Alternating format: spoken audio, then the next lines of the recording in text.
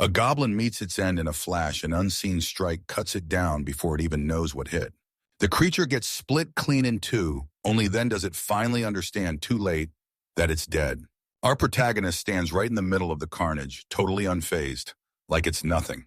He snaps his blade back into its sheath, jaw tight because an A-rank dungeon like this felt way too effortless. He checks his phone and boom, the online forum is exploding with nonstop chatter. He shrugs and says he's only here to snag a little spare change. A colossal minotaur towers behind him, and just like that, his whole browsing session gets smashed to pieces. It charges into a roaring stampede, trying to crush the bored swordsman under sheer numbers. A century ago, the whole world flipped overnight when dungeons suddenly burst into existence. Ordinary people didn't just evolve one day. Humanity woke up, and suddenly regular folks started unlocking insane supernatural powers. Cosmic chaos smashed into the planet again, reshaping everything and flipping life as we know it upside down. Dungeon artifacts ripped through the world of science and detonated the global economy into total chaos. Over a decade, society clenched its teeth, adjusted to the weirdness, and started acting like those anomalies were just normal part of the scenery. Dungeon diving turned into a live fire spectacle, with streamers blasting their monster hunts to the whole world in real time. In Shibuya, the streets are buzzing, everyone's whispering about some channel that's trying a seriously dangerous run. They scoff at the idea that some teenage kid could actually survive an A-rank dungeon all by himself. Viewers stay behind the screen, safe as can be, and binge the life or death chaos like it's just entertainment. But the dungeons are evolving, snapping to life, getting louder, and turning every step into a wild, unpredictable gamble. Deep layer monsters are crawling up from below, and they're turning the battlefield into a nightmare for every unprepared adventurer. The Explorer Association's HQ is in full-on panic because of what's happening. Officials scramble like their lives depend on it after dungeon secrets leak to the public. A powerful official demands to know the streamer's exact whereabouts right now. No delays, no excuses. We're in an abandoned facility deep in Itabashi Ward, where everything feels like it's about to snap. Beneath all that crumbling decay, right there waits the entrance to a truly deadly A-rank dungeon. This is Sycorax, the kind of place where cocky explorers swagger in and never walk back out. Totally clueless about what's coming, streamer Satsuka hops on smiling and greeting her live audience. She throws down a reckless challenge, beat a healer who's running with 0 potions. She struts ahead, and the catwalk suddenly looks like it's caught in a death trap glitch meant for her. She laughs off every viewer's worry, totally blind to the storm about to hit. She scoffs at her viewers' worries and snaps that they totally missed her last legendary run. Satsuka reclines with a cocky grin, bragging that she blitzed through the B rank with not a single scratch. She declares that not even B rank or A rank dungeons can possibly slow her down. A pack of goblins barrels in, chomping at the bit to rip that arrogant streamer to shreds. She whips out a blade of wind magic and cleaves the entire mob in a single deadly instant. She strikes a pose for the camera and confidently calls this legendary dungeon a cakewalk. She smirks like she just found the cheat code, sure that dodging the safer upper layers was pure genius. As the monsters get wiped out, they crumble into glowing data, then the battlefield falls dead silent. Her live chat erupts in praise, showering her with worship as fans chant about her insane speed and magical power. She glances at the clock, then snaps that the too easy pace is killing the fun. It is straight up boring. The viewers demand answers about her missing gear, but she just hums a cheerful tune like nothing's wrong. 41, she snaps at the drone that today's not about looting, this is about a pure, rapid sweep. 42, then boom. A violent tremor rips through the ground, and her smile gets wiped clean off her face. 43, the drone camera jitters as the whole facility shudders and violently starts to quake. A wall of panic erupts in the chat, everyone's freaking out, swearing it feels like the dungeon just got hit by an earthquake. Satsuka stands there, completely frozen, trying to track down where that terrifying noise is coming from. A brutal shockwave explodes down the hall, slamming into her and nearly yanking her off her feet. She grips the wind like it's a weapon, and then bam, she feels it. Something huge just crash-landed. A massive minotaur slams down from above, crushing her escape route and sealing her path shut. All right, her confidence fractures, and she blurts the monster's name in stuttering shock, like she can't believe it's real. It dwarfs her. This huge, deeper layer boss has no right being here at all. Then she realizes the official intel is a total lie and the danger level has hit critical. Sweat slicks her skin as she trembles, trying to talk herself into believing she can take down even one enemy. With a shaky, forced smile, she clenches her weapon and steels herself because she's done running and she's going to take the beast head on. The Minotaur slams the ground and she scrambles into a frantic, clumsy dodge just to survive. 55, her chat goes berserk, yelling at her to run because a full stampede is about to burst loose. 56 viewers finally clock at her attacks hit nothing, and then the monsters start piling in at breakneck speed. 57, she smiles through the danger baring her teeth, addicted to the adrenaline and locking in her wild views. She leans into the mic and roars that nothing at all will stop her from conquering Sycorax. The camera zooms in as her wild resolve hardens, and the chaos keeps spiraling out of control. 60 nearby, a student named Tuma checks his phone, squinting like, "What on earth is all this noise?" Tuma scours the forums like a man on a mission, totally ignoring the monsters breathing down his neck. The chat erupts the second they spot it. An absolutely massive stampede is charging through right now. The beast roars in fury, furious that the boy won't even give it his attention.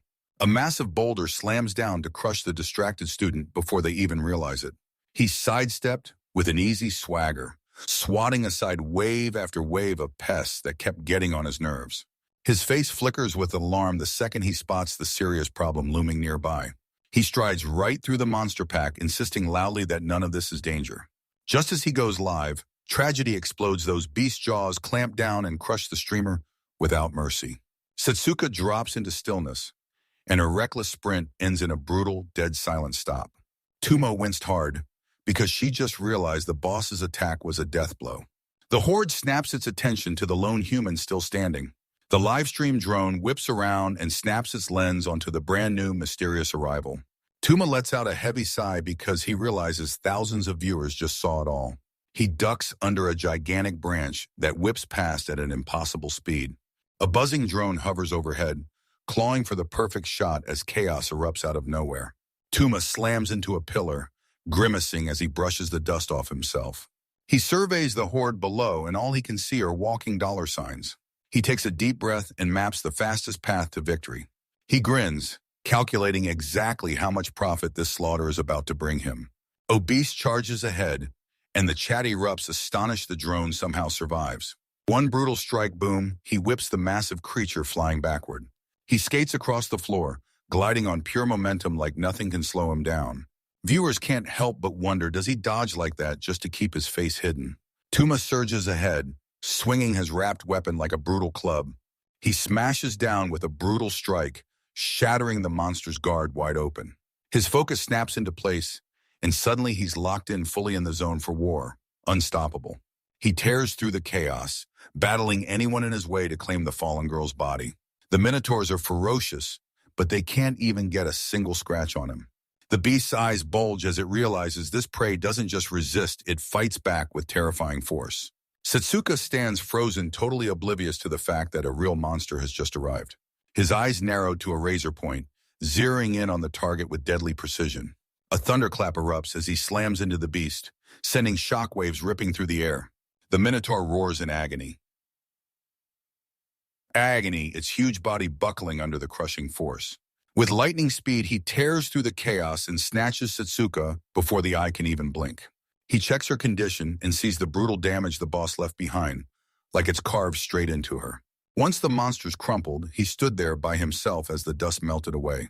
He grips the unconscious streamer, and his face stays eerily calm, no emotion showing at all. The fallen drone's camera lens snapped back into focus on the scene. It sprawls on the ground, still flashing the devastation it just unleashed to the whole world. The chat is in full panic. Their brains can't even keep up with how fast this battle is exploding.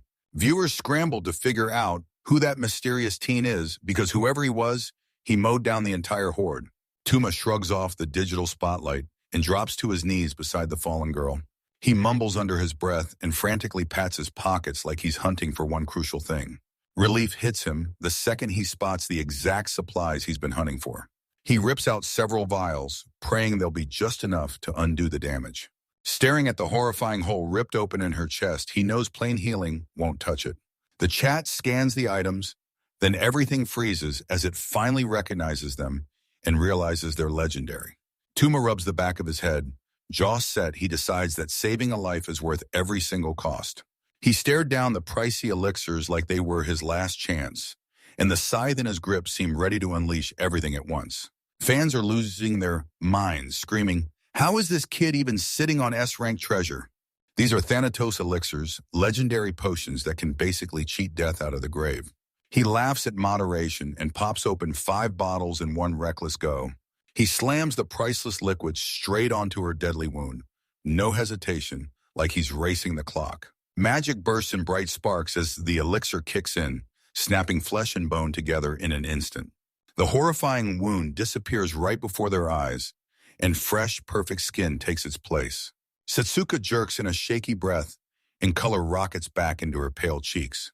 Tuma's grin explodes across his face, shining bright as he can't believe his investment finally paid off.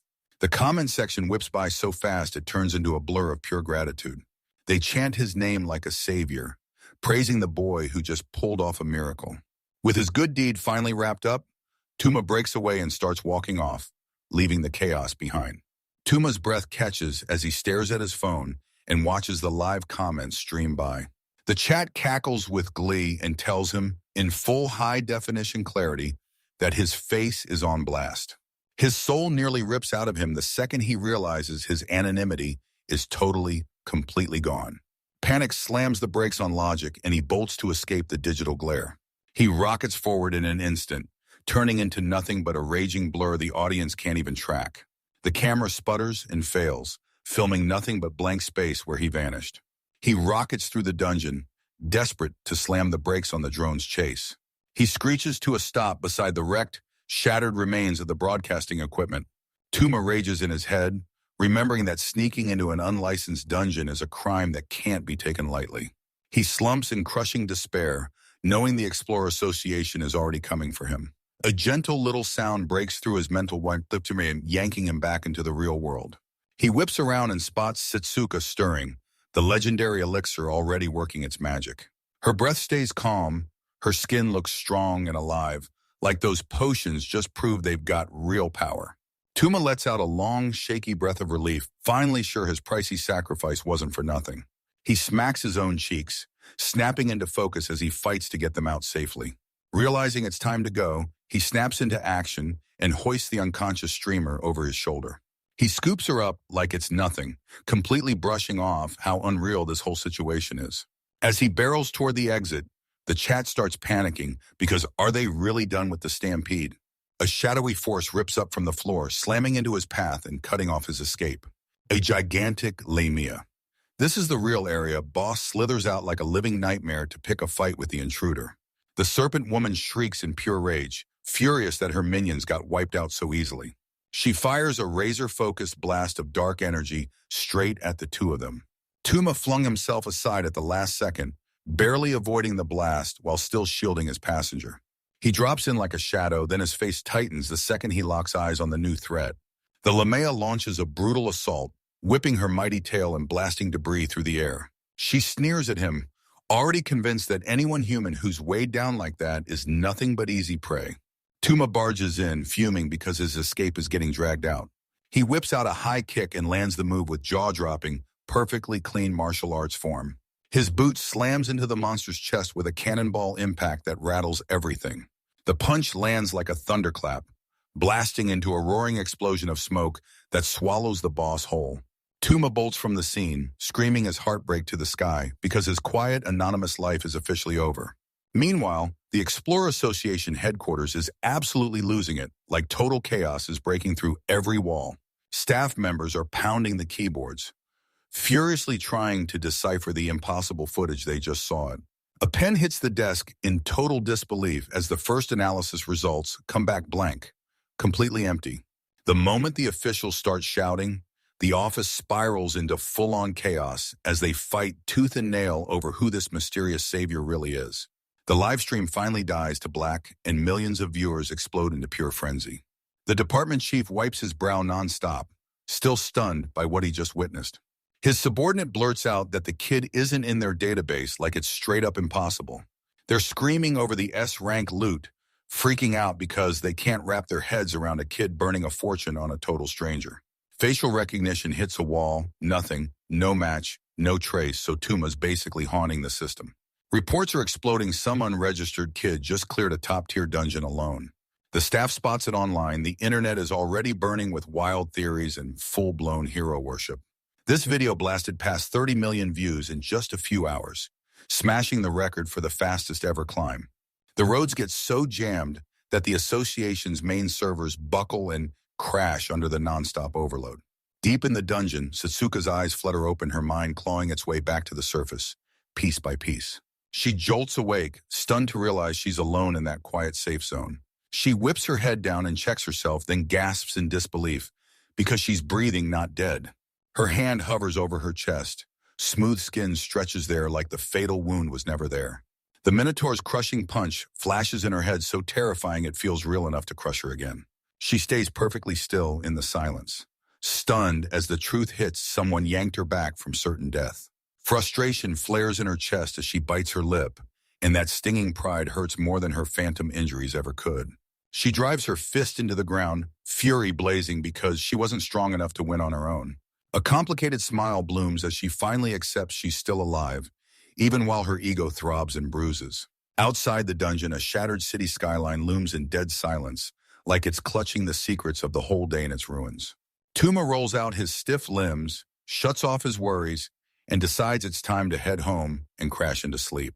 Far out in Akita Prefecture, trouble's cooking in Mizushima, and it's not the usual kind. A squad of elite agents slams into formation at the entrance of a nightmare-level S-rank dungeon. This is Alcatraz, an all-out fortress of monsters that makes every other dungeon look like a kid's playground. Inside, a fearless swordswoman squares up and battles a colossal dragon, no flinch, no fear. Their collision detonates into a thunderous shockwave, like the world just hit rewind because here comes the next legendary battle. The swordswoman locks eyes with the area boss, a wyvern burning with deadly determination. The dragon blasts out a breath of pure destruction, trying to vaporize her on the spot. She doesn't so much as blink, she reaches out like a maestro, steady and unshakable. An invisible barrier snaps the blast aside with zero effort, and it's crystal clear she's in a league no one else can touch. She flicks her hair back like it's nothing, swatting at an itch, not staring down a dragon. Back in the city, breaking news blasts across the giant screens in Shibuya. The media erupts over a historic win, one that smashes a dungeon record nobody touched for 50 brutal years. 19-year-old prodigy Ren Katori just cleared an S-rank dungeon officially. Pedestrians skid to a stop, staring in awe as a brand-new national hero takes the spotlight. In the classroom next door, Tuma cracks a huge yawn and couldn't care less about the world's newest darling. Then the whole news cycle pivots to the horrifying recent tragedy streamer Setsuka caught up with a Minotaur. Reports are buzzing about a mysterious savior who stepped in right when it mattered, and the association admits it has zero info on who he is. Tuma's chest tightens, and cold sweat pours down his back when the news anchor reveals they're hunting the user of the SSR items. He plops down inside the Dungeon Exploration Specialized School, where only dreamers dare to become adventurers. Students sprint through the halls, desperate to train for a career that could hand them wealth, fame, and everything they've been chasing.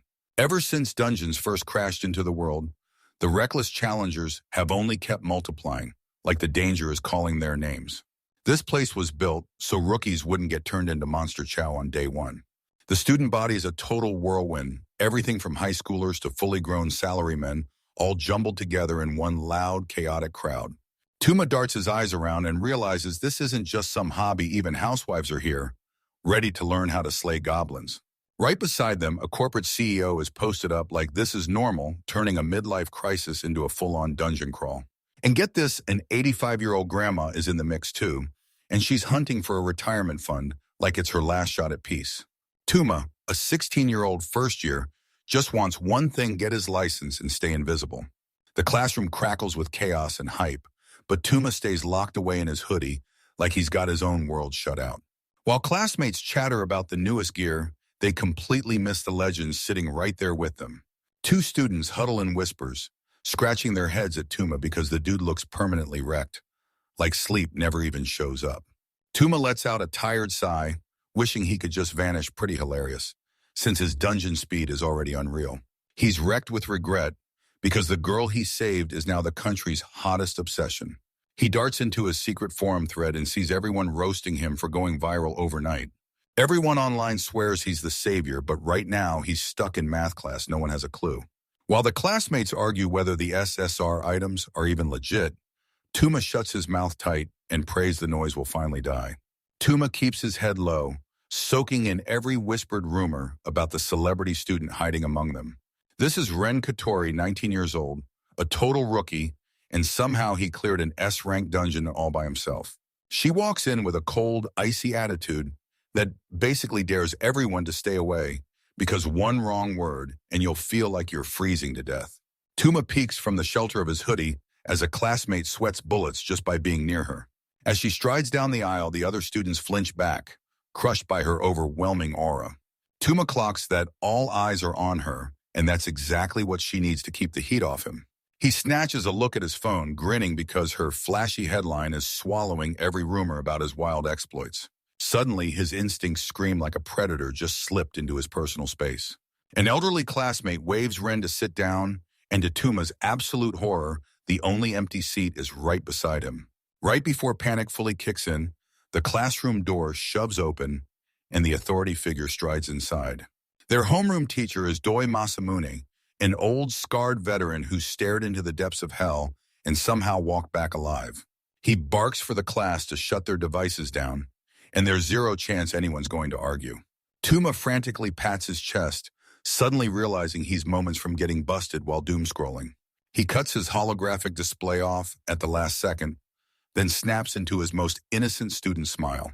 The teacher snaps the class to attention and calls out the elephant in the room, Ren's achievement. The students explode into applause, but Ren just scans the room like he's stuck waiting at the DMV. Masamune realizes something insane. Clearing an S-rank dungeon as a student is the Academy's first ever victory of this kind. Ren just shrugs off the praise with a dead-eyed look, like he's already clocking that this whole thing is a pointless waste of time. But the teacher's voice suddenly hardens, and she warns you her win has a nasty catch. As Tuma fires off a loud, disrespectful yawn, Ren gets called in later to report to the staff room. A classmate can't stop raving about the reward money, but Tuma shoots it down fast, muttering that the cash isn't worth risking everything. He props his chin on his hand, eyes narrowing as it clicks. She must have dove without a permit to pull off that clean, crystal-clear run. The teacher shuts it down hard. Unauthorized diving is a huge violation, no matter what happens. Tuma gets hit with a sharp pang of sympathy because he knows deep down he's guilty of the very same crime too, even if nobody's uncovered it yet. He locks eyes on her side profile and realizes she's another rule breaker, and all she wants is a fight. Ren whips her head around, and when she catches him staring, it's so sudden he nearly drops dead from the shock. Masamune snaps the tension in half by shouting that today's lectures are canceled, fieldwork is on. The whole class erupts in cheers as he tells them, "Time to dive into an F-rank dungeon for our practical exam." Ren brands the job, boring trash, and the moment Tuma hears they might keep the loot, his face lights up. The whole crew bursts up to the Meiji Shrine entrance, hyped and ready to kick off their very first official dungeon run. The whole class marches into the woods and stops at a plain concrete building tucked away like a secret. This is the gateway to the dreaded F-rank dungeon called the Cave of Innocent Challenges, and it already reeks of trouble. The students' excitement instantly fizzles out the moment they spot the portal sitting inside a public restroom. Masamune tells them they've trained for 6 whole months, but this dive is their very first real plunge. He starts lecturing on dungeon topology, laying out how most dungeons are basically tower-like structures thrust deep into the earth. But this dungeon isn't some simple room, it's a labyrinth, a huge winding maze with zero verticality. A student shoots his hand up and asks the class if that toilet stall is actually the starting line, and an idea that makes total sense, and everyone can't help but wonder. The teacher snaps a warning: this portal scrambles where you land, and the second they step through, every group gets torn apart and scattered. That separation mechanic is why even the low-level dungeons turn into death traps for uncoordinated beginners. Ren cuts in and points out how, in every video, streamers always somehow end up side by side. Masamune smirks and drops the bombshell. Turns out the perfect tech loophole just opened for that exact problem. He unveils the ICIL smartware built to lock onto every player's biosignals and sync them up in perfect harmony. By snapping their signals together, They trick the dungeon system into seeing the pair as one single entity. He tells them the dungeon's magic isn't just in the air. It seeps right into the bones of the place they're standing on. Cut off from the link, the dungeon traps intruders inside and hunts them down one brutal kill at a time with monsters it spawns on command. Once you step inside, there's no way out until the boss drops or you're stuck there as a permanent resident. He slams the point home, don't you dare underestimate that F rank, because complacency is the real killer here. Tuma's breath catches when the teacher snaps, dive in pairs only, and orders everyone to jump into the devices together. He whips his head around in panic while everyone else snatches a partner in seconds, and he's left standing there totally in the dust. Ren stands there alone, and for one terrifying heartbeat, Tuma thinks maybe he's stuck with that celebrity after all. He pleads for distance from her because one step into the spotlight could blow his secret identity wide open. The teacher kicks things off by handing out the leftovers, swearing up and down it's nothing more than a fancy grocery run. Tuma panics when the groups lock in, and it hits him his luck has officially vanished for good. But instead of the Ice Queen, he ends up teamed with an old woman who keeps griping about the draft like it personally attacked her. He gapes in confusion as she introduces herself, totally clueless that danger is closing in fast. This is Chioma Bashi, an 85-year-old bathhouse owner who up and ditched comfort to chase her adventure dreams. With a bright grin, she straight up admits she's pulling this off behind her family's backs, bold as hell, and honestly kind of scary. Tuma dies a little inside when he realizes his solo speedrun just got hijacked into a geriatric escort mission. She strides straight into the death trap like it's nothing like she's headed to play bingo. As Tuma keeps pace, he suddenly feels something off about the teacher, like a fellow predator's scent hits his senses and sets his instincts on fire. A voice bellows his full name, and he freezes on the spot, trapped before he can even dart away. Tuma whips around, and there's Ren Katori right behind him, staring through his hoodie like she can see the truth. She tilts her head and asks if he can hear her like she's already holding secrets, and she's only letting him catch the first hint.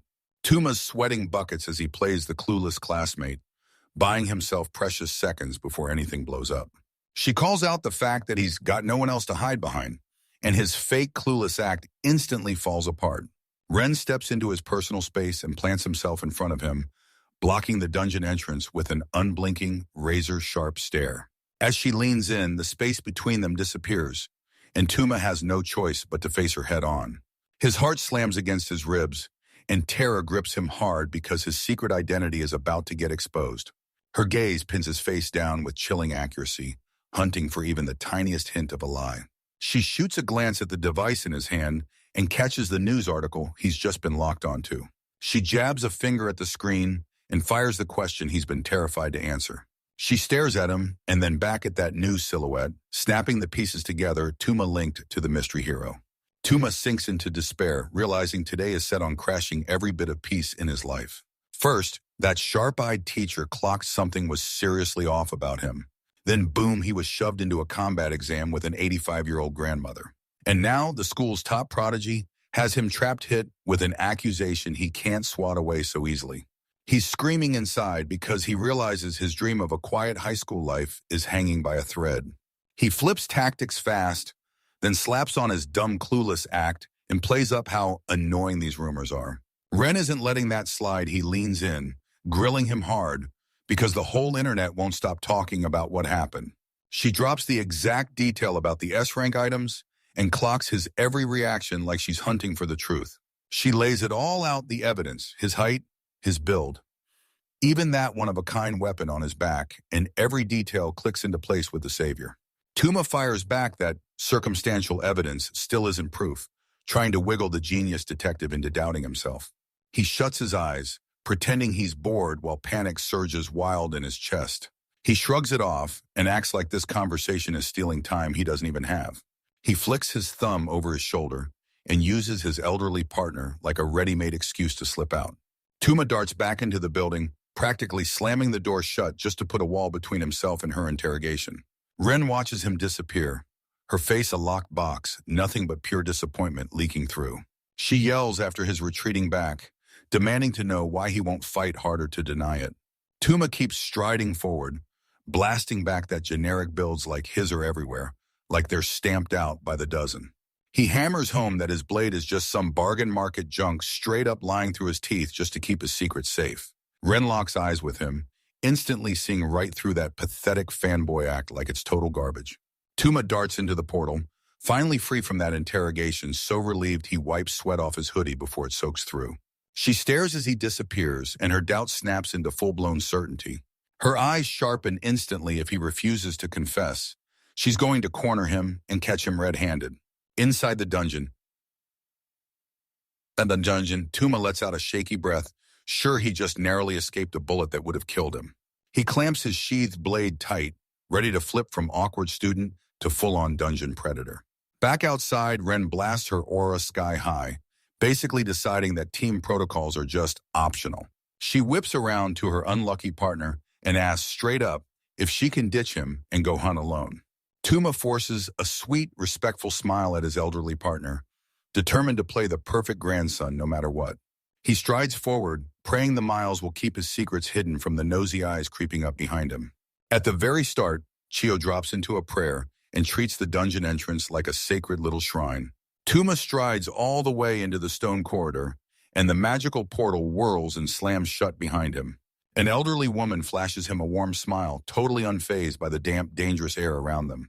He blurts out an apology for the delay, but his grin barely covers the truth he's been too busy spinning lies to a national celebrity. Chio can't stop staring as everything shifts, stunned that she can go from a toilet straight into a stone maze. A tiny slime wobbles near the wall right there, the first warning this retirement home tour is anything but normal. She stares at her weapon, brows furrowed in total disbelief, like she can't even tell which end is about to ruin her life. Tuma fires off a question, "Is this your first dive?"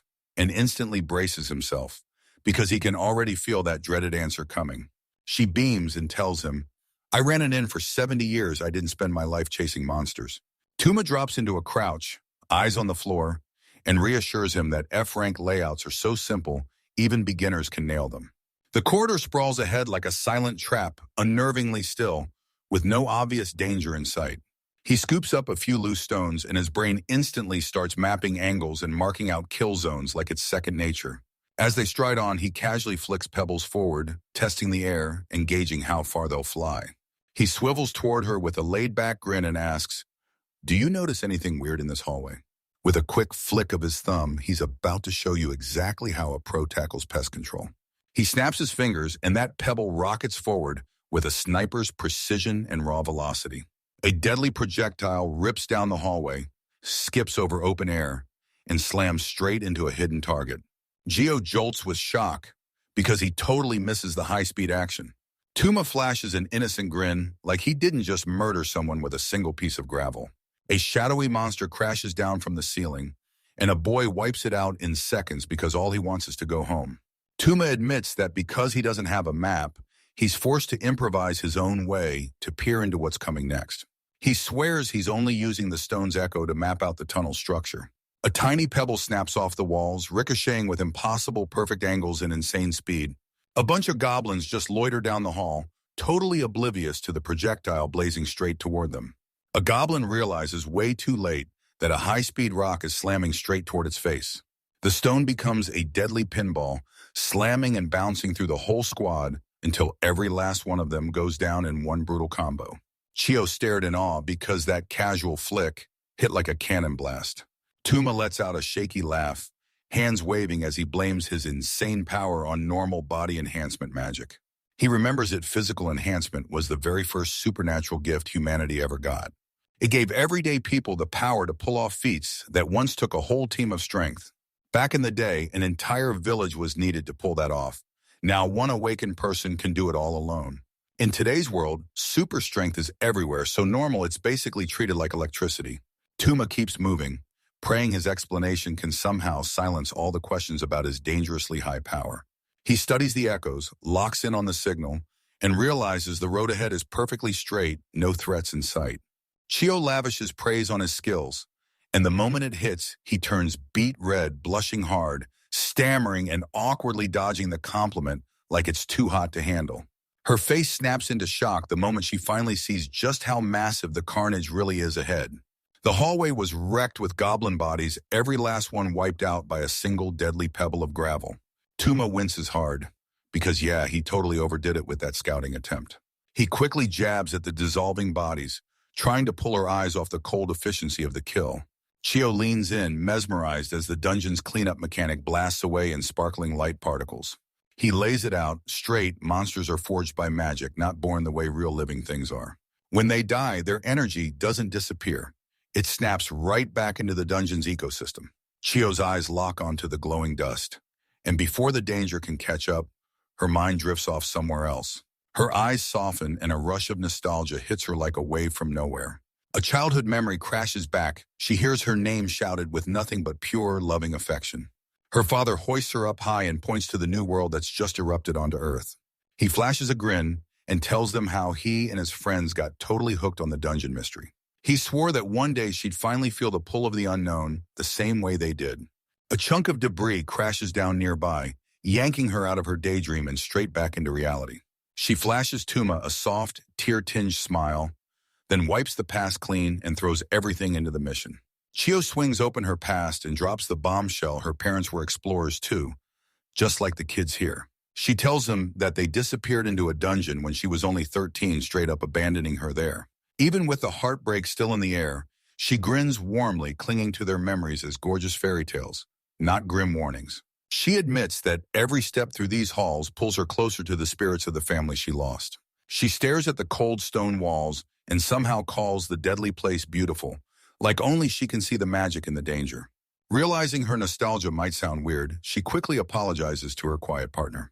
She scolds herself for letting sentiment and bad judgment slip in during the dangerous exam she never should have been playing with.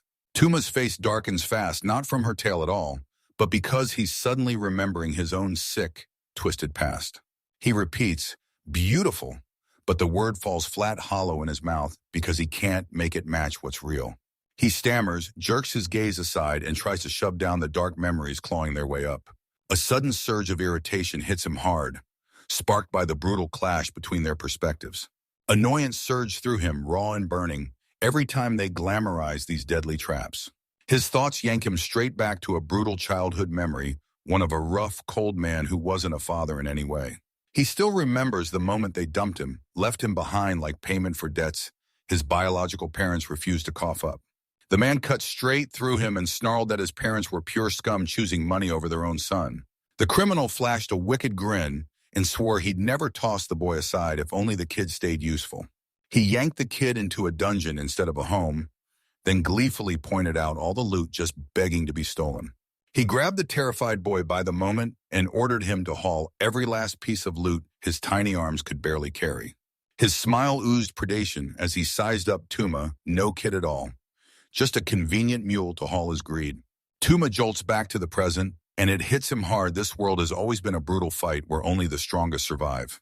Chio asks whether he finds the dungeon captivating too, and oops, he's so quiet that she totally misreads his silence. She clocks the sudden pallor on his face, then laughs it off, not realizing she just yanked open a massive trauma response. With a worried heart, she reaches for him to comfort him, moving with the gentle warmth of a grandmother.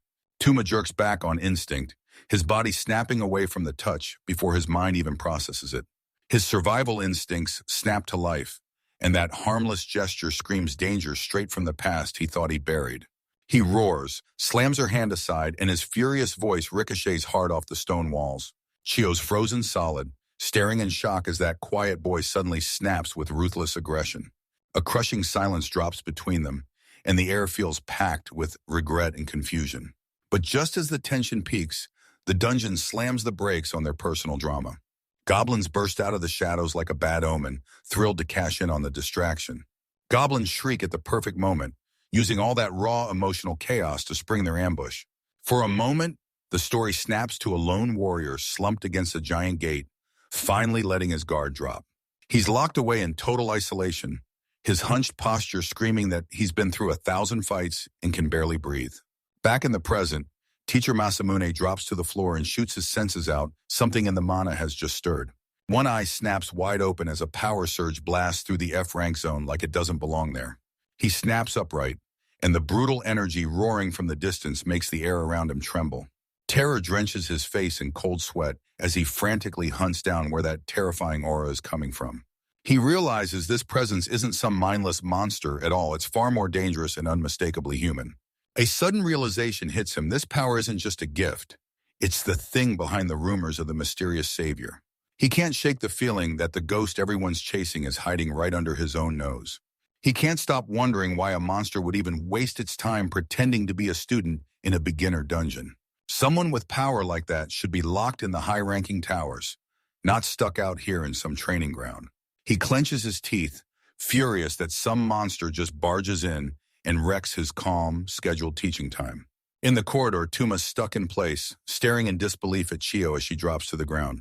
He stares at his own hand in total disbelief, stunned by how brutal his reflex just turned. Panic crashes over him when he finally realizes his trauma response might have actually injured that elderly woman. Chio lets out a pained groan as the brutal slam on the stone floor punishes her frail body. The echo of his shout still claws at his mind. Some defensive instinct snapped and went way past the line. A rush of regret slams into him so violently it hurts more than any monster ever could. Chio stares up at him, totally lost, and her voice shakes as she finally says his name. Her gaze darts across his face, desperate to decode the shockingly sudden change in him. Tuma barrels over to her side, frantically scanning for any shattered bone. He freezes in place, shoulders slumped with shame, staring at the elderly woman sprawled on the cold stones. He stammers, trapped for words, because nothing can explain why he just assaulted an innocent grandmother. He lets out a heavy sigh because, after that brutal fall, she somehow dodged the worst of it. Chio rubs her back, winces hard, then somehow hauls herself upright and sits up on her own. She forces a shaky smile and tells him, "Don't worry, I'm not made of glass." Tuma double-checks her vitals just to be sure, and finally his heart rate eases down. He tears into himself for losing control because he knows that shove almost ended his partner's life. Dust trickles from the ceiling like the dungeon's not done with them yet, and the drama may be over, but the danger is still alive. Tuma clocks the situation is spiraling downhill and slings the injured woman onto his back, hauling her out before it gets worse. His senses snap to attention, and the dungeon's air suddenly turns hostile like trouble just walked in. Even the labyrinth's walls tremble in response to the power you unleashed earlier. Meanwhile, at the exact target point, one lone figure is crouched in the shadows, waiting for the world to come to him. Masamune keeps watch at the exit, and as the exams run, he stares them down, his patience getting stretched paper thin. He rubs his temple, desperately trying to make sense of the massive energy surge he just felt. His face hardens as he wonders which one of his students is secretly hiding a monster inside their body. His thoughts drift straight to the only person who makes sense, an undefeated prodigy who's already rewriting the record books. He's already convinced Ren Katori did it, totally blind to the fact that the real anomaly belongs to someone else entirely.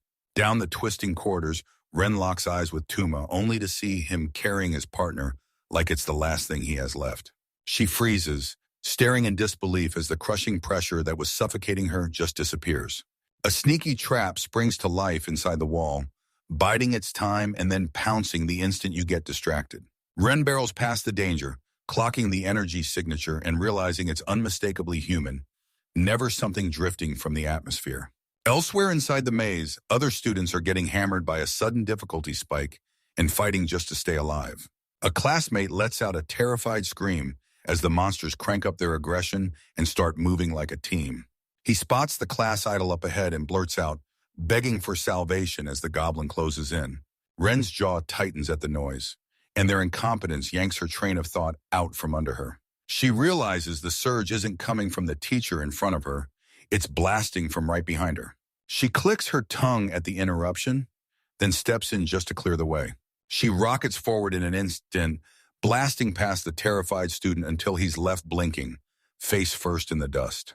She slices the attacking monster clean in half in one smooth, unstoppable move before it even gets the chance to strike. The creature drops in an instant, and it screams one thing: she's on a whole different level than everyone else. She nails every move with flawless precision, brushing off the lethal threat like it's just another tiny annoyance. The rescued student just stares, totally blown away, like their talent and their captor's skills are from two different worlds. He showers her with praise, voice shaking because, thanks to her casual intervention, he's still alive. He swings in with a bold promise, "Next time, I'll protect her," but he totally misreads the whole room. She storms off in silence, eyes locked on one mission, finding the source of that power. A little farther up the road, Tuma keeps pushing forward, hauling his elderly partner along like it's nothing way easier than anyone would have guessed. Chia whispers an apology, her voice trembling, because she can't shake the feeling she just became a burden to the guy she accidentally triggered. Tuma stays dead silent, eyes locked on the exit, pushing them through without ever giving away his real power. A sudden crash erupts, and the dungeon's twisted architecture groans and shifts violently, shattering the silence. A massive stone slab crashes down with a bone-jarring thud, ripping Ren away from her terrified partner in one brutal split. The boy shrieks and scrambles backward, and Ren just watches the obstacle with icy calm. She locks eyes on the fresh wall, and the moment it appears, she realizes the dungeon is splitting them up right now. Her partner lies sprawled on the far side, totally cut off and helpless from his carry. He roars through the stone, demanding to know if this is just a run-of-the-mill trap or something far worse. Ren lets out a sharp sigh, furious that the dungeon is stooping to cheap parlor tricks again. Right before she can even piece together a plan, a thunderous rumble explodes from behind her. Her partner screams and points as the ceiling starts pounding them with a storm of heavy debris. Massive stone blocks slam down and tear the corridor apart in real time. Masonry crashes down in perfect formation, stacking higher and higher until it forges an arena that traps them in place. Ren scans the fresh layout, and then it hits them. They're getting funneled, like cattle, straight toward one exact spot. At the very end of that sealed corridor, one lone figure sits perfectly still, pinned against the gate like it's the last thing they'll ever touch. A hulking stone knight, fully armored, tucks himself into a tight defensive ball, ready to crush anything that dares to strike. The boy stammers, then blurts, "So is this a normal dungeon golem we're looking at?" Ren squints hard, because this craftsmanship is way too perfect to be something that just naturally spawned. She realizes this isn't some dungeon-born monster at all. It's a deliberate construct someone planted here on purpose. She pieces it together. This is their teacher's doing, and it's the last brutal test before the exam. The stone guardian stays frozen in place, acting like a silent sentinel, just waiting for the moment it's finally triggered. Meanwhile, Masamune hunkers down in the control room, feeling the students hit each checkpoint as they come in. He looks dead bored, then grins and decides it's go time, wakes the toys up and starts testing their mettle. He keeps tabs on every group out there, Tuma and Chio included, watching how they crack or hold when the pressure hits. With a burst of raw magic, he fires off a remote activation signal, triggering his creations on command. Deep in the dungeon, the Stone Knight's visor snaps to life and spits out a blinding white glare that screams danger. The boy yells a warning at the top of his lungs. Yeah, the statue is totally waking up. The construct shifts its weight, and the stone grinds loud as it locks in for the fight. A bright core on its chest throbs and flares, and suddenly you know exactly where its fake life is coming from. Ren yanks her weapon out, completely unbothered, even as the dungeon starts hunting them down. The Guardian strides ahead and instantly calls those intruders out as targets meant to be wiped out on the spot. Ren spots the dungeon's mana surging at the construct, and thinking it's a threat, he mistakes the teacher's power for something dangerous. Ren scowled at the dungeon's design, then snapped that the exposed core was a painfully tacky style choice. Her partner begs, "Just kill it!" and she only sighs, like it's no different from any other trash mob. The Stone Guardian rockets toward him, and its giant bulk somehow hides a speed that's downright terrifying. A massive stone blade crashes through the air, carving past the panicked student by mere inches. The boy locks eyes with death and realizes this exam just turned into a full-on survival brawl. Ren snaps between the victim and the aggressor, blade already drawn, moving with deadly practiced ease. She lunges in a blur, and her sword slams into the golem's brutal guard with a blinding clang. The strike chips the stone armor to bits, yet the construct still won't fall, leaving her seething with annoyance. The Guardian towers over them, and it's brutally clear this thing is way tougher than any dungeon scum they've faced before. Her partner shrieks in pure despair, jabbing a finger at the damage and screaming that her attack barely even left a mark. Ren shrugs off the panic and snaps her gaze across the enemy, hunting for a chink in their armor. Her thoughts spiral into that viral video, and she can't help comparing her brutal grind to the mystery hero's effortless win.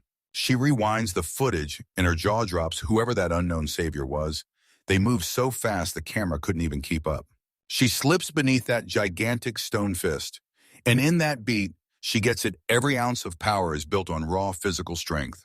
That mysterious kid tore through an A-rank horde, crushing everything in sight, and not a single spell left his lips. She's convinced there's no way he's doing those feats without S-rank strength. His raw physical stats have to be at least that high. Lost in her analysis, she misses the moment. Then a crushing hit slams into her, and her weapon goes flying. The blast hits, and she rockets across the room, her body flailing and tumbling wild across the stone floor. She hurls herself into the barrier, and the impact rips the breath straight out of her lungs. Pain rips through her like a bolt of lightning, screaming that she's not invincible like the boy she's chasing. Her partner screams her name as the class idol crumples to the ground. The stone knight snapped its gaze to the fallen girl and lifted a massive limb, ready to crush her where she lay. The boy's blood turns to ice as he realizes she's about to get smashed down and become part of the floor forever. Ren heaves herself up, eyes going wide as the truth hits she can't dodge in time. She rages at her own weakness, realizing her speed can't even touch that mystery hero's pace. A colossal fist slams down with earth-shaking power, trying to finish the prodigy for good. As her attack slams into the ground, a blast of dust and debris erupts outward, swallowing the spot where she fell. The student freezes in pure terror, certain his partner has just been wiped off the face of the earth. Ren lies crushed in the rubble, stunned and furious, asking why her enhancement magic ditched her the second it mattered most. Terrified out of his mind, the desperate boy shrieks at the top of his lungs, daring to pull the monster's attention away from her. The panicked student snaps his eyes open, realizing that massive fist wasn't swinging at him at all. He stumbles backward, baffled because that stone giant just completely brushes off his existence like he's nothing. The construct strides right over him, zeroing in on the one danger that still matters. Masamune stares at the feed like he's judging every pixel, and nothing on that screen impresses him. His eyes turn razor sharp as he realizes Ren is letting her emotions drive every move in the fight. The boy panics and screams at her to run because he's terrified she's already pushing her luck way too far. Ren cuts through the chaos, her eyes snapping onto the enemy like a blade cold, lethal fury burning in every beat. The boy clenches his weapon so hard his knuckles turn bone white, frozen in terror. Musamun's eyes widened the moment he realized his star pupil still had a mountain of control to master. Ren stands her ground and whips dark gravity magic into existence, hurling crushing spheres around her injured arm. Condensed mana whips into a violent spiral, twisting the air tight around her fingertips. She crushes the power down to a point, then lines up a spell so vicious it sounds like overkill. A blazing singularity swells in her palm, crushing her bruised ego with every brutal pulse. She fires off a gravity shot, and the brutal recoil nearly sends her tumbling off her own feet. The projectile slices through the sky, zeroing in to pulverize that construct into dust. She scoffs, completely convinced that raw magical power is the answer to every single problem. Masamune snaps his head back, basically calling it she's leaning on that gift way too hard. He clenches his hand, reminding himself that physical upgrades are only the first step. He mutters a challenge, daring her to prove there's more to her than brute force. Ren wipes the blood off her face, and her frustration keeps exploding higher with every single second.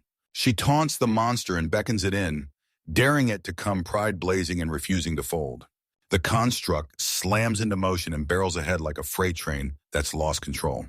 She refuses to back down and hammers the enemy with another burst of gravity magic right in their face, spell after spell. The Guardian lifts a stone arm and swats the spell aside like it's nothing effortless, and honestly kind of infuriating. Her attack just screeched across the armor and bounced off, totally unable to break through the defense. She snaps her plan into place, unleashing magic from above to slam the enemy from the flank. The statue clocks the strike coming a mile away, shifts its stance, and braces hard to take the hit. Stone shards burst through the air as the construct smashes the hit head-on, barely even slowing down. She has to scramble to stay alive, and when her magic bombardment still won't land, it hits her hard that it's not working. The golem unleashes a brutal shockwave, and the students instantly scatter, scrambling for cover before it levels the whole area. The stone guardian cracked and died in an instant, crushed under the sheer weight of her gravity magic. Her partner's jaw drops hard. His mind can't even catch up to the sudden wreckage. Ren stands amid the raining wreckage, all regal poise like she just tossed a peasant out of her court. The boy stammering demands to know, did she really just obliterate a dungeon boss with a single finger snap? He freezes in pure awe, certain he's staring at a god. Ren snaps her blade back into place and strides off, while her stunned partner just stands there, swallowed by the dust. Elsewhere, Tuma slumps against the wall, grumbling that the noise is ruining his peace. Masamune rubs his beard, eyes narrowing as he studies the brutal destruction the couturier just unleashed. Ren tosses out a half-hearted apology to her partner, but that smirk screams she loved every second of showing off. She lets out a sharp breath, masking the fact that that high-level spell just drained her stamina. The boy's still stuck on that finger snap, and he's totally misreading her whole technique. She barrels toward the exit gate, practically bursting to escape this suffocating testing ground. A dark portal churns and waits for him like it's screaming, "This is the last breath of the practical exam." Her partner scrambles to keep up, panic clawing at him as he fears getting stranded alone in the dark. They finally reach the goal spot, and there, standing calm as ever in the middle of the ruins, is their teacher, waiting like they knew they'd come. Masamune watches them step in, his face stone cold as he sharpens his judgment of how good they really are. The student barrels ahead, finally exhaling when an authority figure stands waiting at the finish line. Masamune took one look at Ren and admitted her gravity magic was insanely rare, the kind of power you almost never see.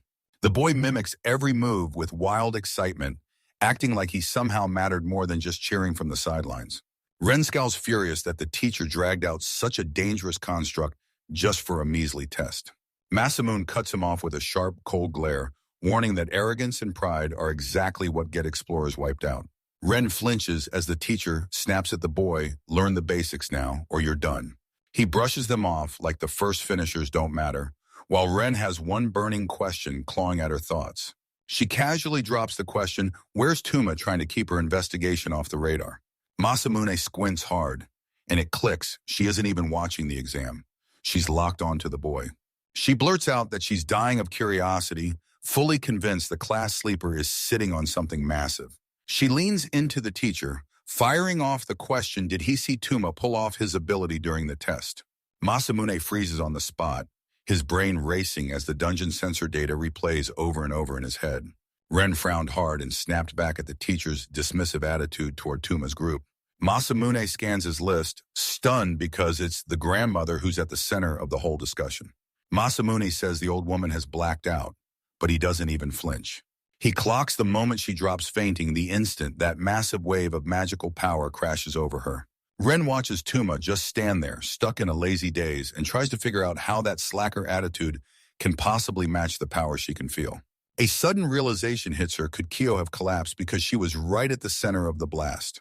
Desperate to crack the truth, she corners the teacher and begs him to unleash his magical surveillance vision.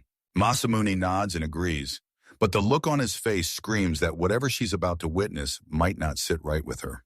He tells her to shut one eye because that sensory blast would scramble a beginner fast. The magical link snaps shut, and suddenly her vision feeds straight into the dungeon's dark interior. Deep in the maze, Tuma flinched hard, his instincts blaring that another set of eyes was locked on him. He dodges back to his phone, and forum users roast him for streaming during school hours.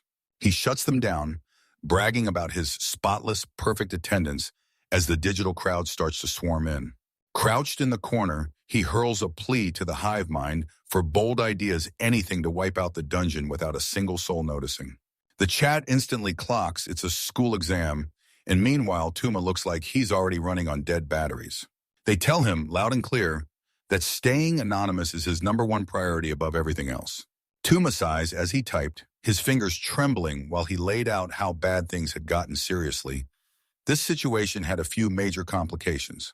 He tells you the first problem is the mandatory 2-man cell he's trapped in.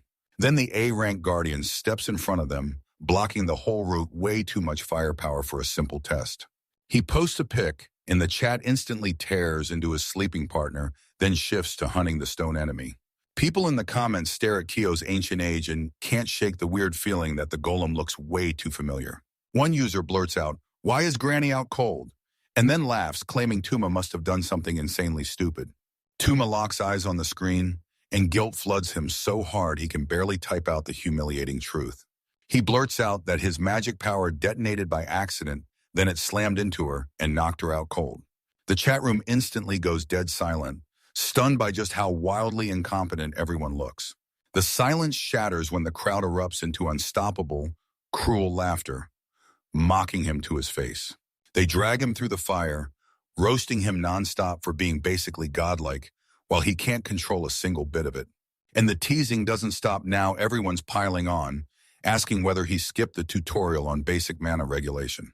Back in the observation room, Ren fires off a furious question. Why hasn't the teacher shut the exam down yet? Her magical eye locks onto the moment as the savior gets bullied by his own phone, no less. Masamune stays icy calm, insisting that even if it looks bad, everything is fully under control. He points out that even though Chio looks breakable, she's way tougher than anyone ever suspects. Ren leans in and pushes harder with the interrogation, absolutely sure the teacher is hiding the truth about the student's real identity. She clocks the news timing as weird, then watches Tuma's strange behavior from this morning and can't shake the feeling something's off. Her eyes don't blink. She presses Masamune hard, demanding to know if he's hiding the truth about the boy. The teacher plays dumb, but his eyes keep darting away like he already knows the exact truth. While the online forums explode, everyone's freaking out, speculating about the mysterious hero and his ultra-rare loot. The chat starts roasting the whole situation, and everyone can't stop laughing at the ridiculous pairing of a hero with a grandma. Tuma scrolls through the comments with a dead serious face, the annoyance blazing as he realizes his suffering is just entertainment to everyone else. His heart slams against his ribs as Kyo pipes up from behind him, mocking his ancient, old-fashioned device. He snaps back in full panic, terrified that some senior citizen has sniffed out his secret identity. Sweating buckets, he blurts out, panicked and frantic, asking if she's okay after that sudden collapse. Chio blurted out an apology for being a burden, totally clueless that he was the one who had just knocked her out. Tuma lets out a shaky laugh, relieved she can blame her fainting spell on her own weakness. He jabs a finger down the corridor and tells them the last guardian is waiting just around the corner. Chio frets over his condition, but Tuma talks like a pro, swearing he's fully rested. She stares at her bow with heavy regret, guilt crashing in because she's done nothing but watch while everyone else fought. She spots the missing monsters, and the truth hits. He must have wiped them all out while she lay unconscious. Tuma glances at his phone one last time, and there it is. The chat's nailed the golem's artistic style. The users instantly spot the craftsmanship. It screams, Doe, the ex-explorer turned teacher. Tuma suddenly realizes his teacher is so famous and that even random internet strangers instantly recognize them. He scratches his head and realizes it's way harder to keep secrets when your teacher is famous. He snaps into battle mode and lays out a simple plan. He'll be the main distraction while everyone else moves in. He orders Kyo to line up her shot for the construct's blind spot while it's locked onto him. That elderly woman clamps her grip on her bow, and in one heartbeat, her face flips from warm grandma to relentless fighter. Tuma flashes her a confident grin, making it crystal clear she's a qualified explorer too. The unlikely duo locks arms, standing shoulder to shoulder as they charge straight for the last brutal hurdle of the exam. Chio grins and starts setting up a water enchantment, then quickly admits it's pretty weak magic, the kind she usually uses just to clean up around her inn. Tuma snaps his gaze away, jaw tight, knowing he'll have to shoulder the hard part without letting his real power out. He grips his weapon tight and realizes without body enhancement magic, every swing is going to hurt like hell. That sword is basically a 30-kilo nightmare pure slab of metal forged for superhumans, not some regular teenager. He curses his gear choice, clamps his grip on the handle, and barrels forward to take the golem down face to face, no shortcuts. Chio feels how wildly heavy that weapon is, and it hits her. This kid is full of surprises. Tuma barrels ahead, and that massive iron slab on his back looms like a guillotine ready to crush his spine. Sweat drenches his face as he drives his raw, unenhanced body straight to its breaking point. With a strained grunt, he whips that massive blade through the air, spinning it like a murderous guillotine. The weapon tears into the corridor, turning into a wild blur of steel that whistles through the air with pure, terrifying force. It smashes into the ground by the exit, punching deep into the stone floor like it means business. The stone guardian just stands there, frozen in silence, until some brave fool steps in and dares it to wake up. Its eyes snap awake, blazing with a chilling white glow like something just got activated for a fight. Tuma roars a battle cry and rockets straight into the danger with total reckless abandon. Sho snaps out the coordinates, her eyes locking onto the monster's core with razor-sharp, sniper precision. He orders her to pour out every last bit of power right there, trusting her aim with his whole life. A wicked grin spreads across his face the second he realizes cardio feels way easier when there's no refrigerator strapped to his back. He darts forward, counting every step like a laser-guided plan, closing in on the exact spot where his planted weapon waits. The Guardian rockets to life, and the moment its programming kicks in, it flags the stationary mage as the easy target. It hammers down with a massive fist, smashing the wall in a ruthless bid to crush the elderly woman. Stone shrapnel blasts outward, ripping the corridor into a death trap of tearing debris and flying fragments. Tuma bursts into laughter, stunned that this construct is smart enough to turn the environment itself into ammo. He surges through the chaos, eyes blazing with kinetic focus, catching every deadly scrap in motion. His eyes narrow, and he reads the attack's trajectory before it even fully lands. He whips his body around midair, narrowly dodging a rock that would be split his skull. A curse bursts from his mouth as he realizes his untrained body can't keep up with god-tier reflexes. He skids across the floor, fighting for his balance while the dust clouds swirl and settle around him. Chio shrieks his name, panic exploding as she fears her partner has been smashed flat like a damn pancake.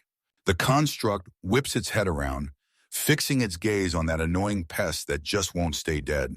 From a distance, Ren can't stop staring. Maybe the teacher is personally messing with the boss, just to crank the difficulty up to the max. But then she spots it. The core is pulsing on its own, like the machine is running on secret logic without her. Masamune fesses up that he built the hardware, but the dungeon's been the one slapping in the murder software.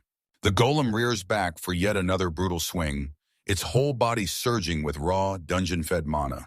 Tuma roars, "I'm perfectly fine," and fights to keep everyone's spirits up while he's literally fighting for his life. He rockets toward his buried sword, snatching the moment to flip the whole fight on its head. Tuma rockets through the air, diving for the hilt of his embedded weapon before the enemy even gets a chance to blink. He blasts the target location into the air to his partner. Then they launch their synchronized counterattack like one single strike. The Stone Guardian grinds its massive body into position, ready to smash the insect buzzing right by its feet.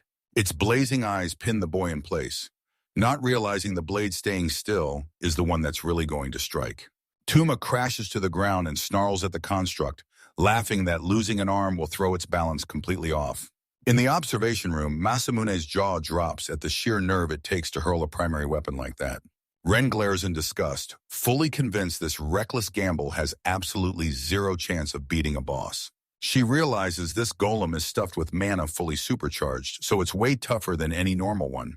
She figures a bullseye to the core still won't be enough to drop a monster built that heavy. Tuma shrugs off the odds and zeroes in on tearing the enemy apart one limb at a time. He doesn't snatch the hilt, he blasts a brutal kick straight into the weapon's guard. He bellows a challenge, and when the impact lands, his kinetic energy rips straight into that heavy steel. The blade blasts skyward with an explosive roar, tearing right through the golem's stone armor like it's paper. Tuma slams to a stop, grinning wide because his janky little projectile just did all the heavy lifting. He's cracking jokes about the muscle soreness coming tomorrow, but underneath it all, he's hiding the truth. Fighting without magic absolutely wipes him out. That massive sword whips through the air, still roaring with momentum far from slowing down. Tuma's eyes locked onto the spin, and he measured the perfect heartbeat ready to strike again the instant it hits. He whips out another kick, smashing the heavy blade like it's a death-dealing soccer ball. The pain is crushing, but he grits his teeth and drags his unenhanced body forward to take every hit. The construct buckles under the relentless assault, completely unable to read where the chaos is flying next. Tuma clenches his teeth and powers through the exhaustion, hell-bent on finishing this fight before his cover gets blown. With a final earth-shaking hit, the stone giant gets slammed straight into the dungeon wall. The weapon whirls out of control, blasting a deadly ring of steel that cuts straight between the boy and the beast. Tuma scrambles backward, barely ducking as his own rebounding weapon slices past him. He snaps his eyes open in shock, realizing he might have overcooked that last kick with a little too much spin. The Guardian drops to one knee, its armor cracked to pieces, and its core finally lays bare. When the opening finally flashes, Tuma erupts and yells at his partner to fire the shot right now. Chia snaps a sharp cry and finally lets the tension snap out of her bowstring. An arrow rips across the room, streaking dead on, flying straight for its target. Her cleaning magic snaps around the projectile, and that plain arrow turns into a deadly water drill that bores straight through. The stone guardian snaps back at once, blasting a tight, concentrated energy beam straight from its chest core. Tuma barely moves, yet Chio's water-laced arrow whips past his face with terrifying pinpoint accuracy. He drops to the ground and skids across the floor, clearing a straight shot so the projectile can slam right into its target. Safe inside the goal room, Ren keeps his eyes locked on the clash, watching every violent move through the magical link.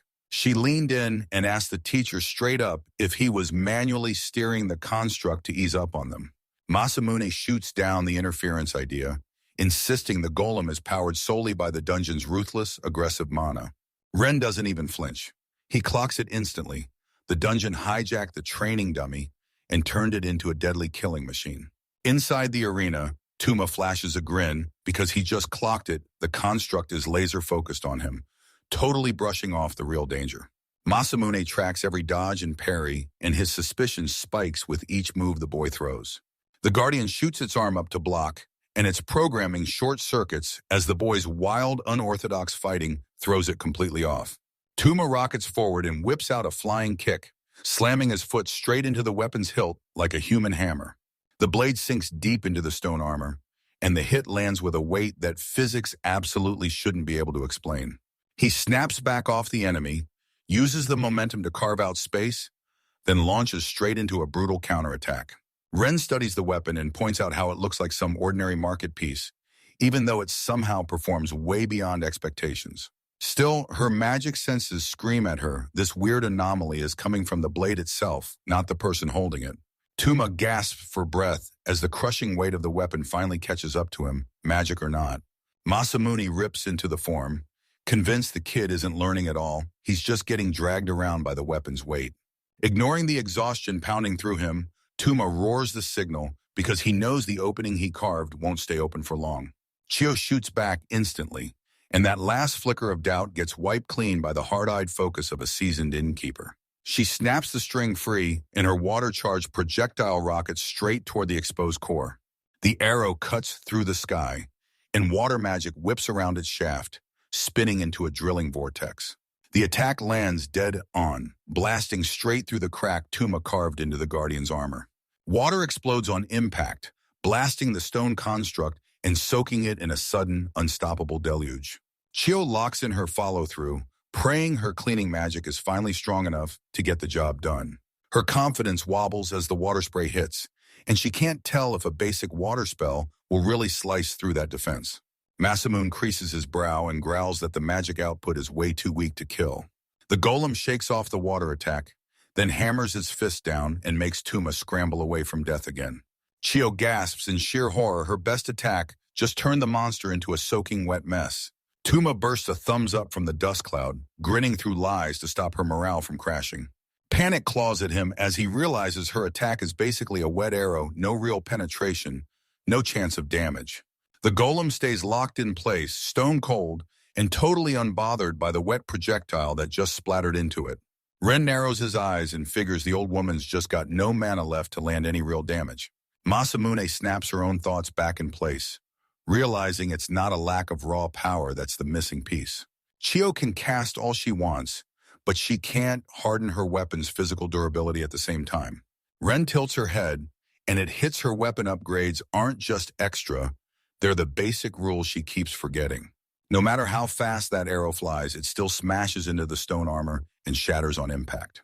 An arrow, and only an arrow laced with mana, can take the brutal force and actually punch through the target. To fight at the real top tier, you have to slam mana through your whole body and drive it into your weapon at the exact same time. Damage explodes out when magic, weapon power, and raw physical reinforcement all hit at the same time. Most mages can only lock onto one thing, but Chio is burning every ounce of her focus just to keep the water moving. Ren looks back on her childhood and remembers how her family chased flashy magic instead of teaching her the real basics. Masamune's stone-cold expression drags her back to the brutal lessons he tried to hammer into her arrogant skull. She realizes that juggling raw physical training while firing off active spells is a coordination nightmare. Pulling off all of that while dodging a massive stone fist is something only true masters can pull off. A sharp memory flashes Masamune effortlessly swats aside her deadliest spells during training. He'd hauled her into a lecture and warned her without physical discipline, her gravity magic was just a fragile glass cannon. Right back in the brawl, Tuma's drenched in sweat, and the realization hits him hard this plan is a dud. He shoots a glance at his heavy sword still jammed in the floor, and panic sparks a desperate plan B. He realizes he can twist the battlefield with raw physical force, no mana, and not a single trace detectable. Crouching low, he plots to kill himself so Chiyo gets every last drop of glory. Chiyo braces herself, trusting her young partner absolute like her life depends on it, even after that brutal failure. Tuma flashed a grin, thinking, all I have to do is make sure that arrow survives the hit. He crunches the numbers on the arrow's speed and realizes he's got only a split second to jump in.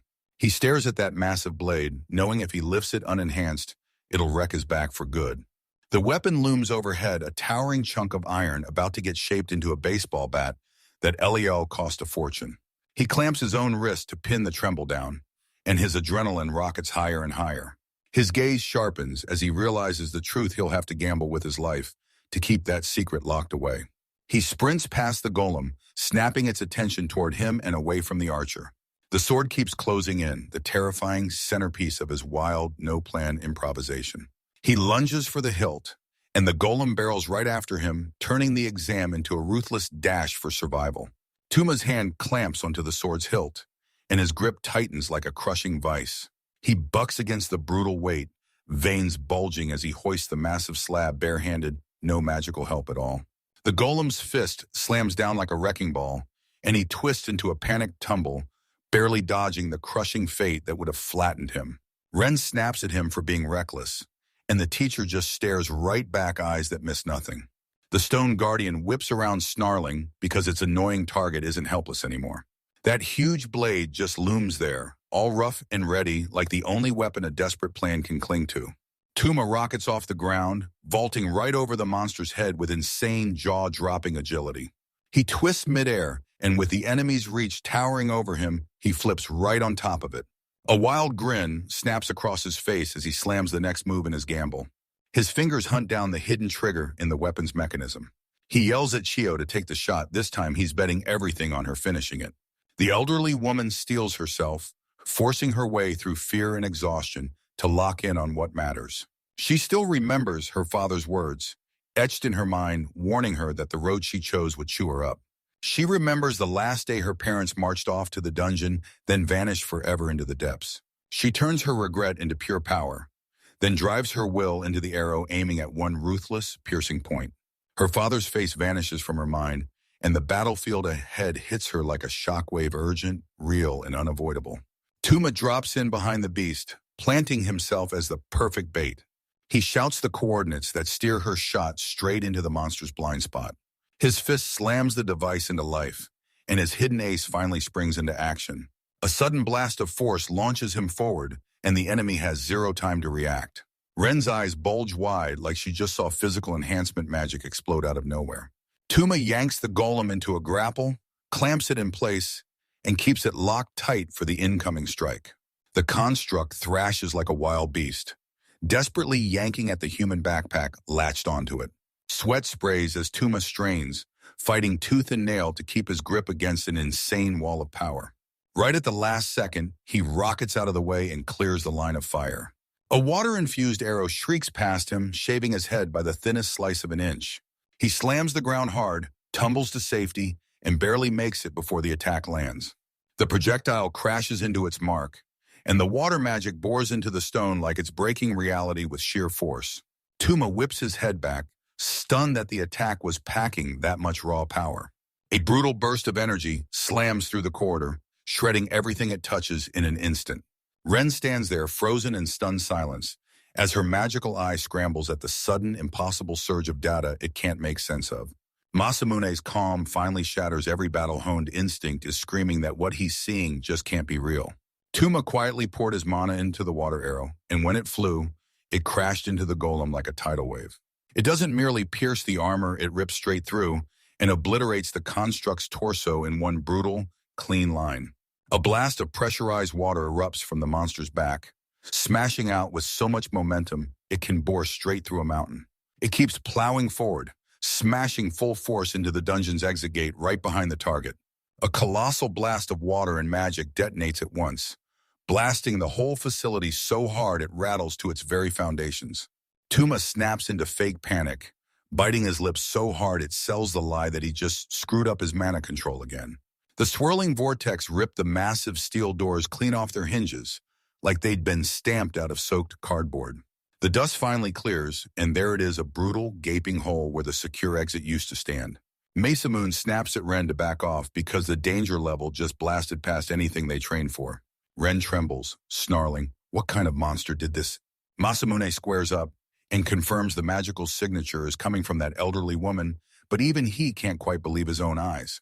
With a grim stare, he realizes the attack didn't just take the boss down, it punched straight through the dimensional transfer gate.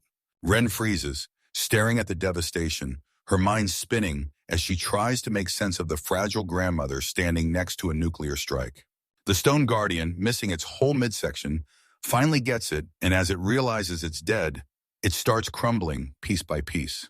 Huge chunks of stone smash down like a stone fall, and the boss's own bulk turns into a crushing tombstone over the exam.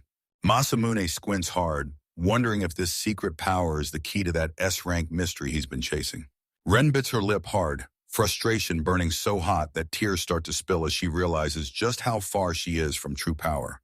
Masamune snaps forward on instinct, sensing the attack's wreckage isn't done wreaking havoc yet. The swirling vortex at the exit gate thrashes and pulses like it's roaring back, snapping to the massive energy blast. A brutal shockwave blasts out of the tunnel, hurling wreckage from the obliterated room straight toward the stunned onlookers. Ren flinches hard, snapping her arms up just in time to shield herself from the incoming projectile. A colossal beam of kinetic force slams into the observation room, threatening to pulverize the prodigy in an instant. Masamune lunges in and intercepts the strike, pumping up his own body enhancement to swallow the full impact himself.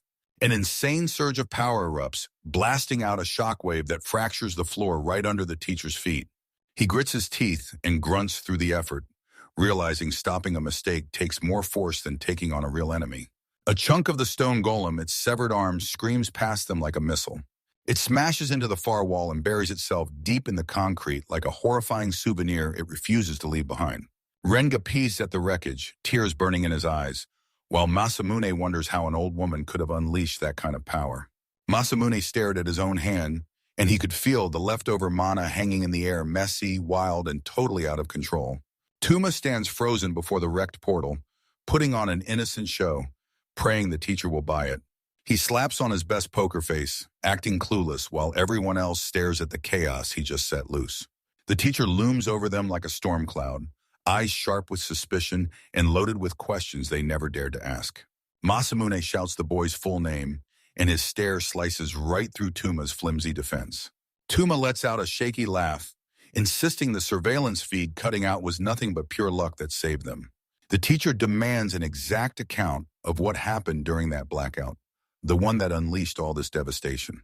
Tuma scratches his head and plays the fool, while Chiyo watches him with grandmother-level concern. He puts on an Oscar-worthy act of total ignorance, grinning with a carefree smile that somehow feels hollow. He whirls a giant tail of Chiyo's magic, then it blasts outward, surging out of control in an instant. Masamune rubs his chin, judging how wild that excuse sounds against the hard proof staring right at him. He whips his eyes back to the wrecked gate, stunned that some amateur managed to tear it apart like this. He slams a heavy hand onto Tuma's shoulder, then decides to let the interrogation slide, at least for now. Tuma's body locks up on the spot, his mind spinning as he wonders if that pat was real trust or a silent warning. The teacher's eye twitches hard. She doesn't buy a word of that tale, but she has nothing to prove it's false. He waves them off, shooing the whole class away, while his suspicions stay buried, waiting for later. Tuma finally let out the breath he didn't even realize he'd been holding, his heart pounding as the teacher's razor-sharp intuition hit him like a blast. Right when he thinks he's finally safe, he strolls straight into the path of the class prodigy. Ren glares at him, watery-eyed as shock crashes into realization inside her chest. Tuma glares blankly at her, praying she missed anything important in that fight.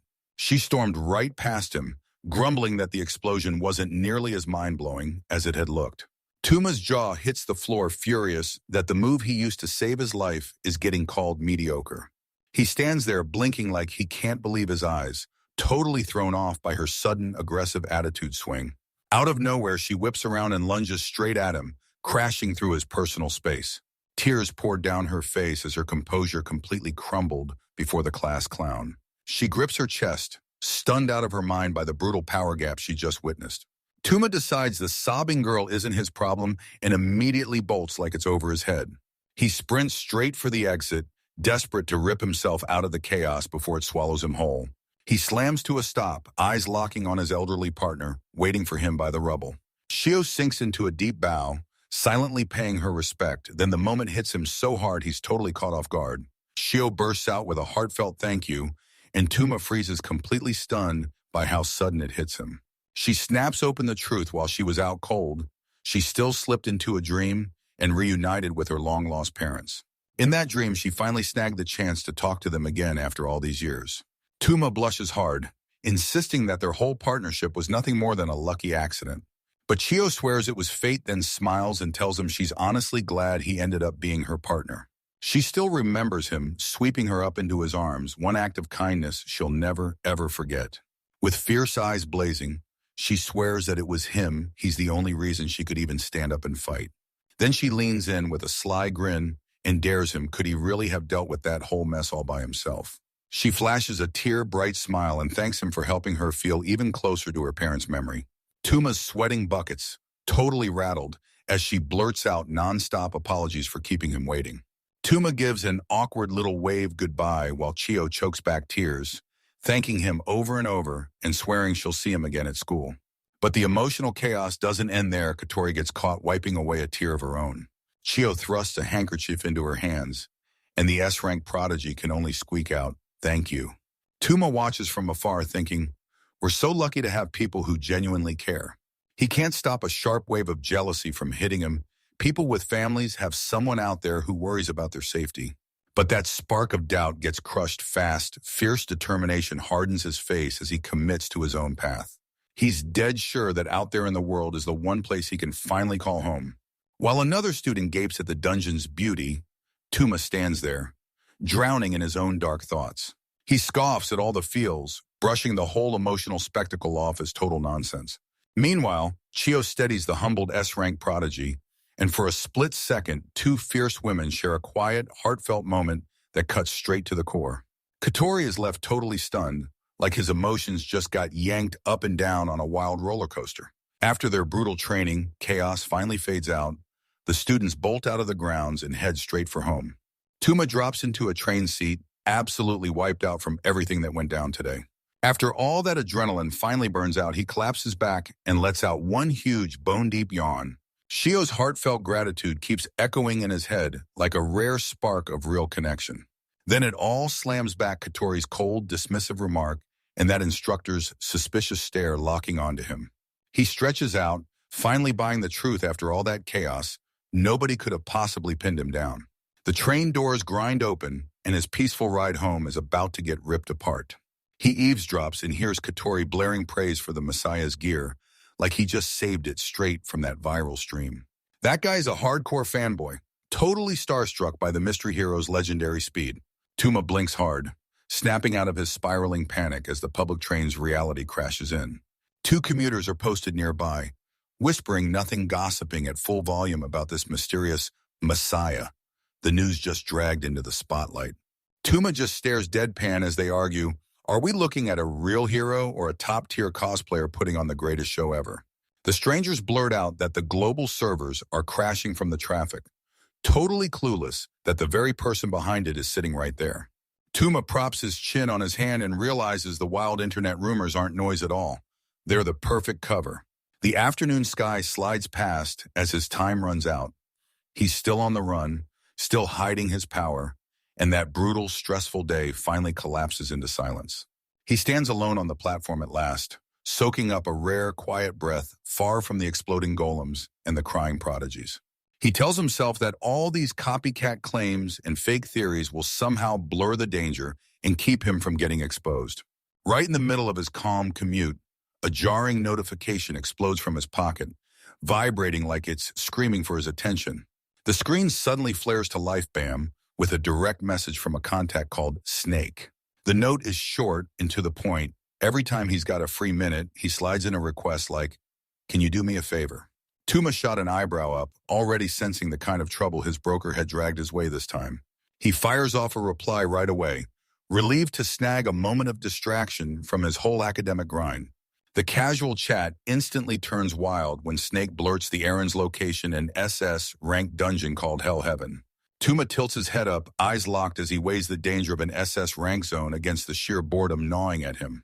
He decides that a life-or-death showdown is exactly the kind of stress release he needs right now. Night crashes down on Mount Tsukuba, stretching eerie shadows across the wild land. Tucked deep in the landscape is a plain-looking doorway to one of the most lethal places on Earth. Stone steps plunge straight into the abyss, daring you to brave the SS-ranked dungeon Hell Heaven. Tuma stands on the jagged rocks of the 20th floor, completely scapping the hello moments from the upper levels. He yanks out his phone, slips into the anonymous form, and kicks off day 4 of live text commentary. The moment his face pops up in the digital crowd, everyone clocks him and instantly starts roasting him for somehow surviving the whole school day. As he saunters through the danger zone, a slime wobbles into view, squishy, clueless, and looking like the perfect easy meal. A user fires off a question, why is he still diving, like his massive debt should have already been wiped clean by now. That little slime jitters innocently, totally oblivious that it just bumped into the dungeon's apex predator. With a lazy flick, the monster gets cut down into a bloody splatter across the cavern floor. He hops over the wreckage like it's nothing, never slowing down, while everyone in chat panics about his health. Tuma shuts out the chatter's deep philosophical rambling as they turn his lethal job into pure entertainment. He swings his blade through the air, drops a message that tonight has nothing to do with money. This is pure therapeutic violence. The chat instantly clocks it. His stress has to be tied to that school incident, and it hits way too close to home. He stands right in the heart of the blast zone, breathing out in relief because nobody knows who he really is. With a bone-crushing swing, he cuts through the drifting smoke and blasting debris, clearing the whole area. He rages to his chat, saying the class prodigy just called his massive explosion mediocre. All at once, a brutal barrage of fire magic blasts through the dark cavern, lighting it up like a raging inferno.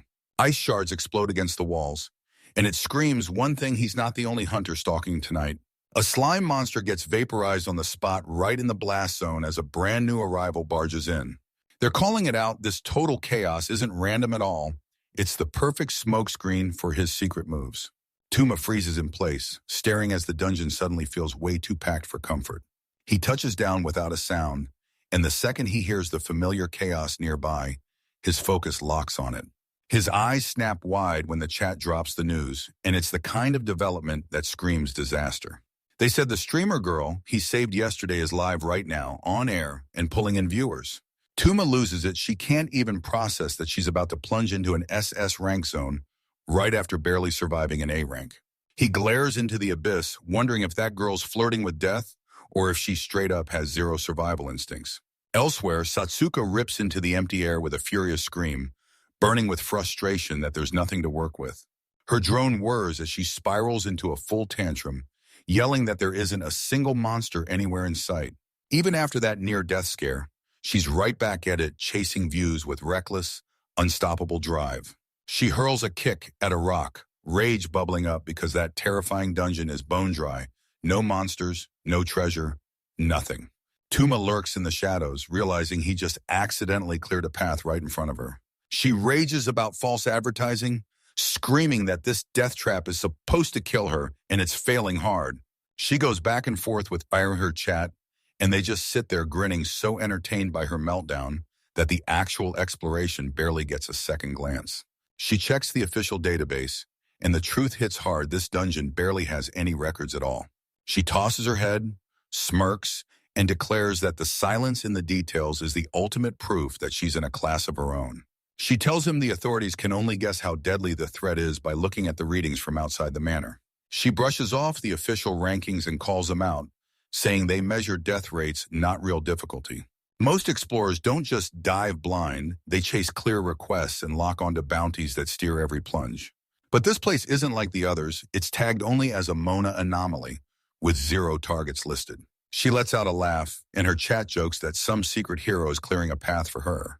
The talk suddenly swings to Ren Katori, the prodigy who rips through solo clears like it's nothing. Satsuka erupts in jealous rage, slamming a ban on anyone mentioning her rivals in her chat. Tuma pushed even deeper into the plan, reading the theory that she's only here to steal the spotlight from Ren's latest bombshell. Tuma yanks open the forum and freezes those internet detectives have already dug up and doxed Satsuka's age and entire history.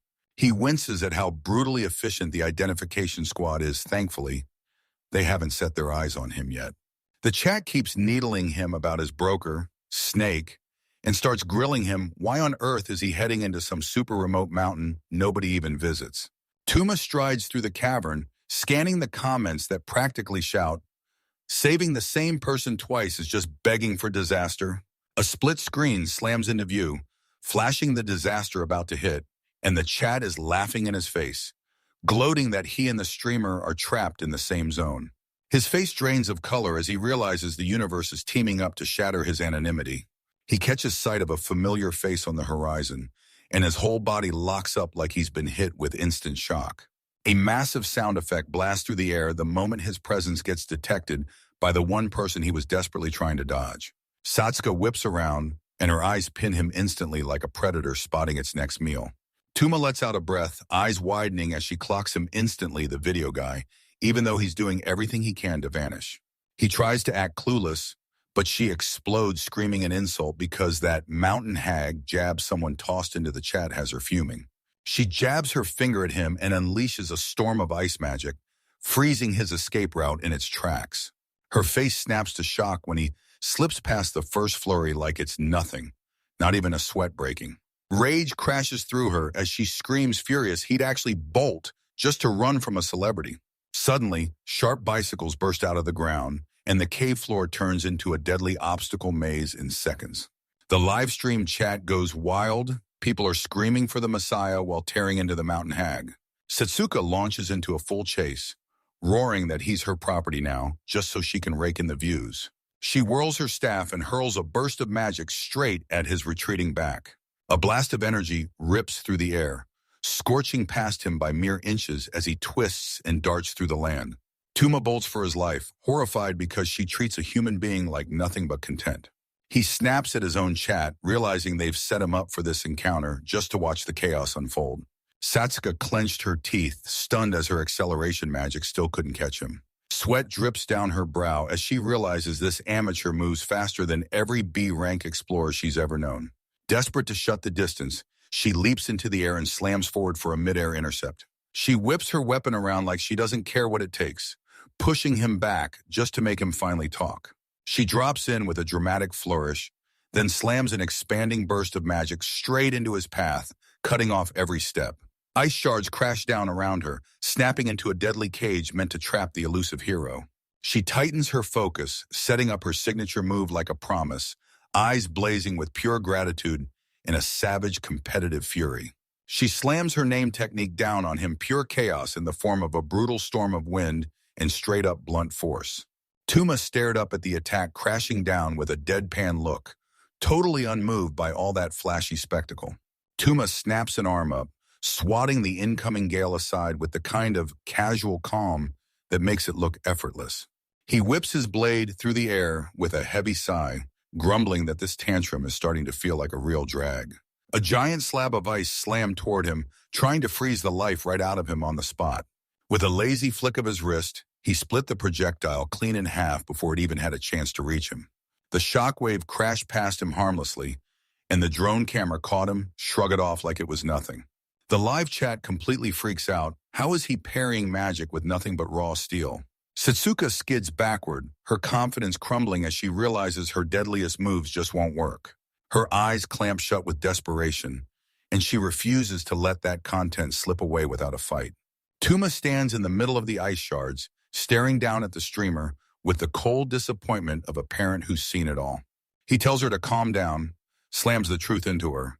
Her reckless attitude is the exact reason she almost died yesterday. His voice slams down an octave as he brutally tells her she's never going to be cut out for exploring. He stops mid-lecture, hand to his chin, staring like he's thinking, did I really hit the trauma button a little too hard?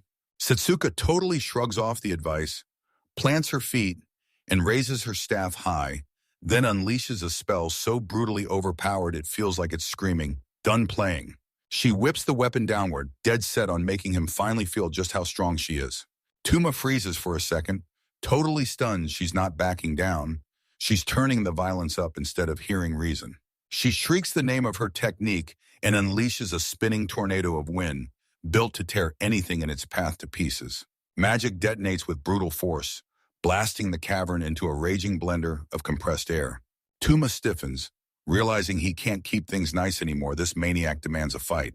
The chat explodes in panic as the hero gets swallowed by the spell's destructive light.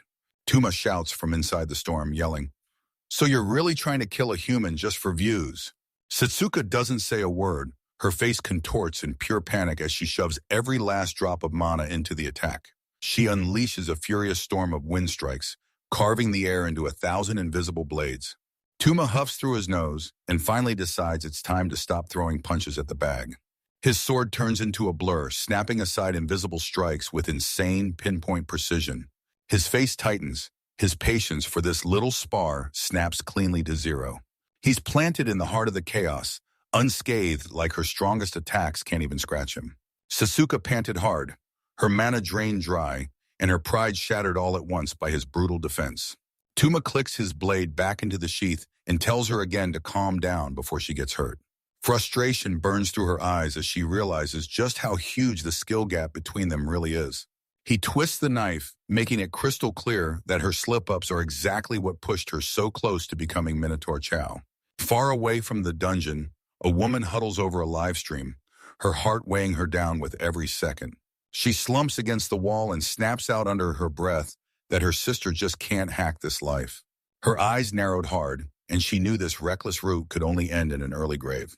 Back in the cavern, Tuma snaps his eyes open as the chat spots a sudden spike in magical energy.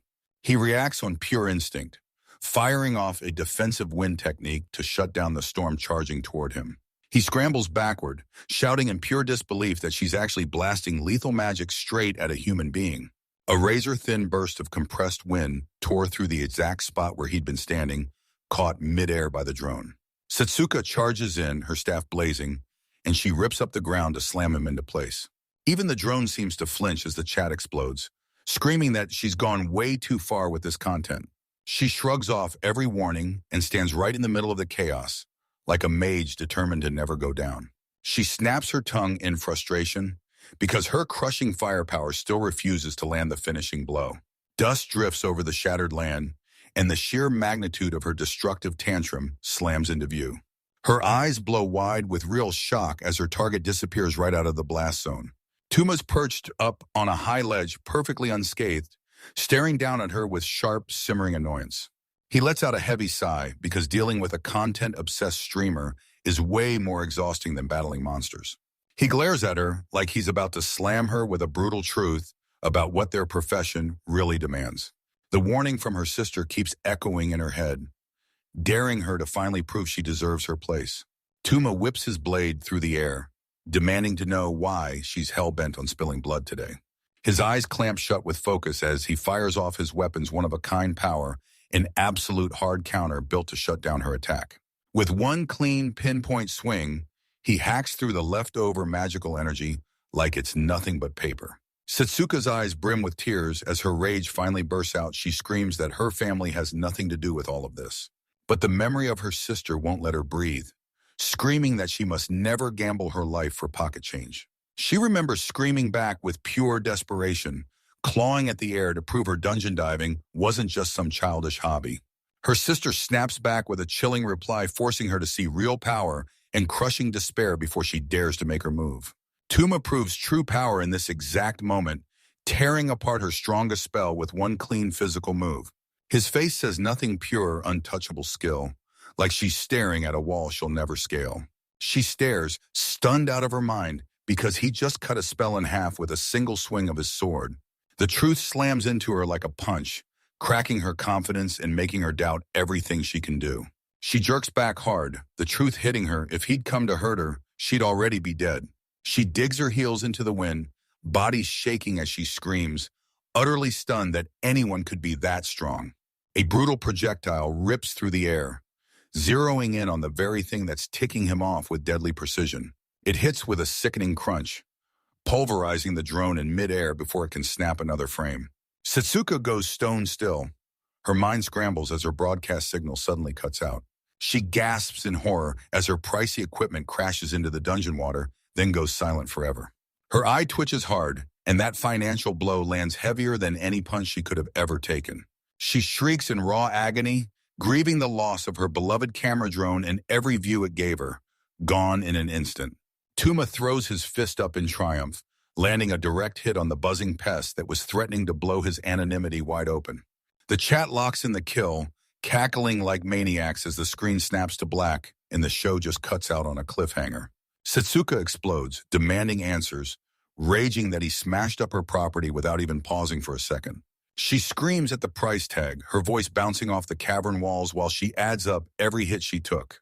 Tuma flat out refuses to pay, and when it comes to that surveillance device, he acts like it never mattered. No guilt, no remorse, nothing. He whips around to leave, saying he's tearing everything down because it's a blatant privacy violation.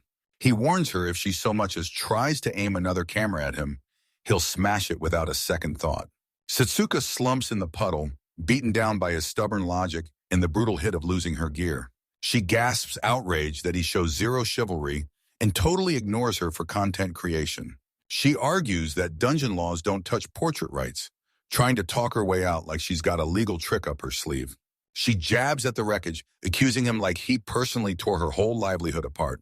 Tuma shoots back that recording without permission is nothing but a basic breach of manners no matter where it happens. She shrieks that saving her life doesn't give him permission to smash her things. Heron's sentence gets snapped in half when a massive shadow crashes over the argument, and both of them freeze in total silence. She snaps her head up, and rage evaporates in an instant. Pure primal terror floods her when she realizes they're not alone. A giant cyclops bursts out of the tunnel, lured in by the noise of their non-stop bickering. Setsuko blurts the monster's name in a stammer, frozen in place as his terrifying size and crushing presence slam the air out of her. Tuma shoots it a quick look, then asks, has she never seen one before? She panics on the spot, realizing this is way bigger than anything the dungeon data ever warned her about. Tuma shrugs like it's nothing, totally unfazed by the massive threat staring them down. She screams at him to run. She's terrified because they're totally outmatched. Tuma flicks his hand like it's nothing, casually shoving the whole mess onto her right as he's about to walk out. Setsuko's jaw hits the floor as shock rips through her. He's really going to leave her with the boss. She scrambles to her feet, eyes wide as the truth hits fight or die, and it starts right now. Setsuko snaps wide-eyed in shock because the hero doesn't just disappear, he straight up vanishes into thin air. She barely gets a breath to even think about his abandonment before the Cyclops erupts into an instant assault. That massive club crashes down with earth-shaking brutality, slamming her into a panicked scramble to survive. Sweat streams down her face as she finally realizes just how brutal an SS-rank monster's speed really is, like it doesn't even belong in the same world. The ground detonates the instant she's left it, an earth-shaking shockwave slams into her and nearly throws her off her feet. Way up high, Tuma keeps his eyes on the chaos, and his chat swears he's about to blow in and get involved anyway. The Cyclops bellows in pure fury because this tiny insect just won't go down. Tuma's eye twitches while he scrolls the comments so mad that total strangers are clocking his hero complex better than he ever can. Setsuko clenches her teeth and snaps up a wind barrier just before the lethal strike can land. She spits curses at the mysterious boy, burning her magic brighter with raw rage after realizing they used her as bait. The monster thrashes and hurls itself around, blasting the cavern into a violent hurricane of flying rubble. A gigantic foot slams down with terrifying force, trying to wipe the streamer off the map and leave them as a permanent stain on the floor. She cuts through the wreckage, adrenaline screaming in her veins as death closes in. That beast's single eye follows her with ruthless intent, snapping onto every move like it's hunting her. Satsuka thrusts her staff up and whips the wild air inside the cavern into a raging counterattack. Her face turns to iron. She's made her choice. If she's going down, she's yanking that monster with her. The Cyclops jerks back as a concentrated blast of wind magic rams straight into its chest. She whips her weapon around, blasting the air into a tight tornado that coils around her like a cyclone. The vortex erupts outward, ripping the earth apart and slamming the giant into a desperate, braced stance. Tuma studied the mana density, and she couldn't hide her shock. Her tantrum wasn't just chaos, it actually had real tactical value. The monster stumbles backward, its massive bulk getting thrown back by the crushing, pressurized gale it can't fight. Setsuka shrieks that she's not letting this encounter end until she's carved out a kill for herself. She rips loose her signature technique, an onrushing scythe of wind that slices clean through bone and stone alike. The spell slams down with a thunderous roar, blasting the creature clean off its feet.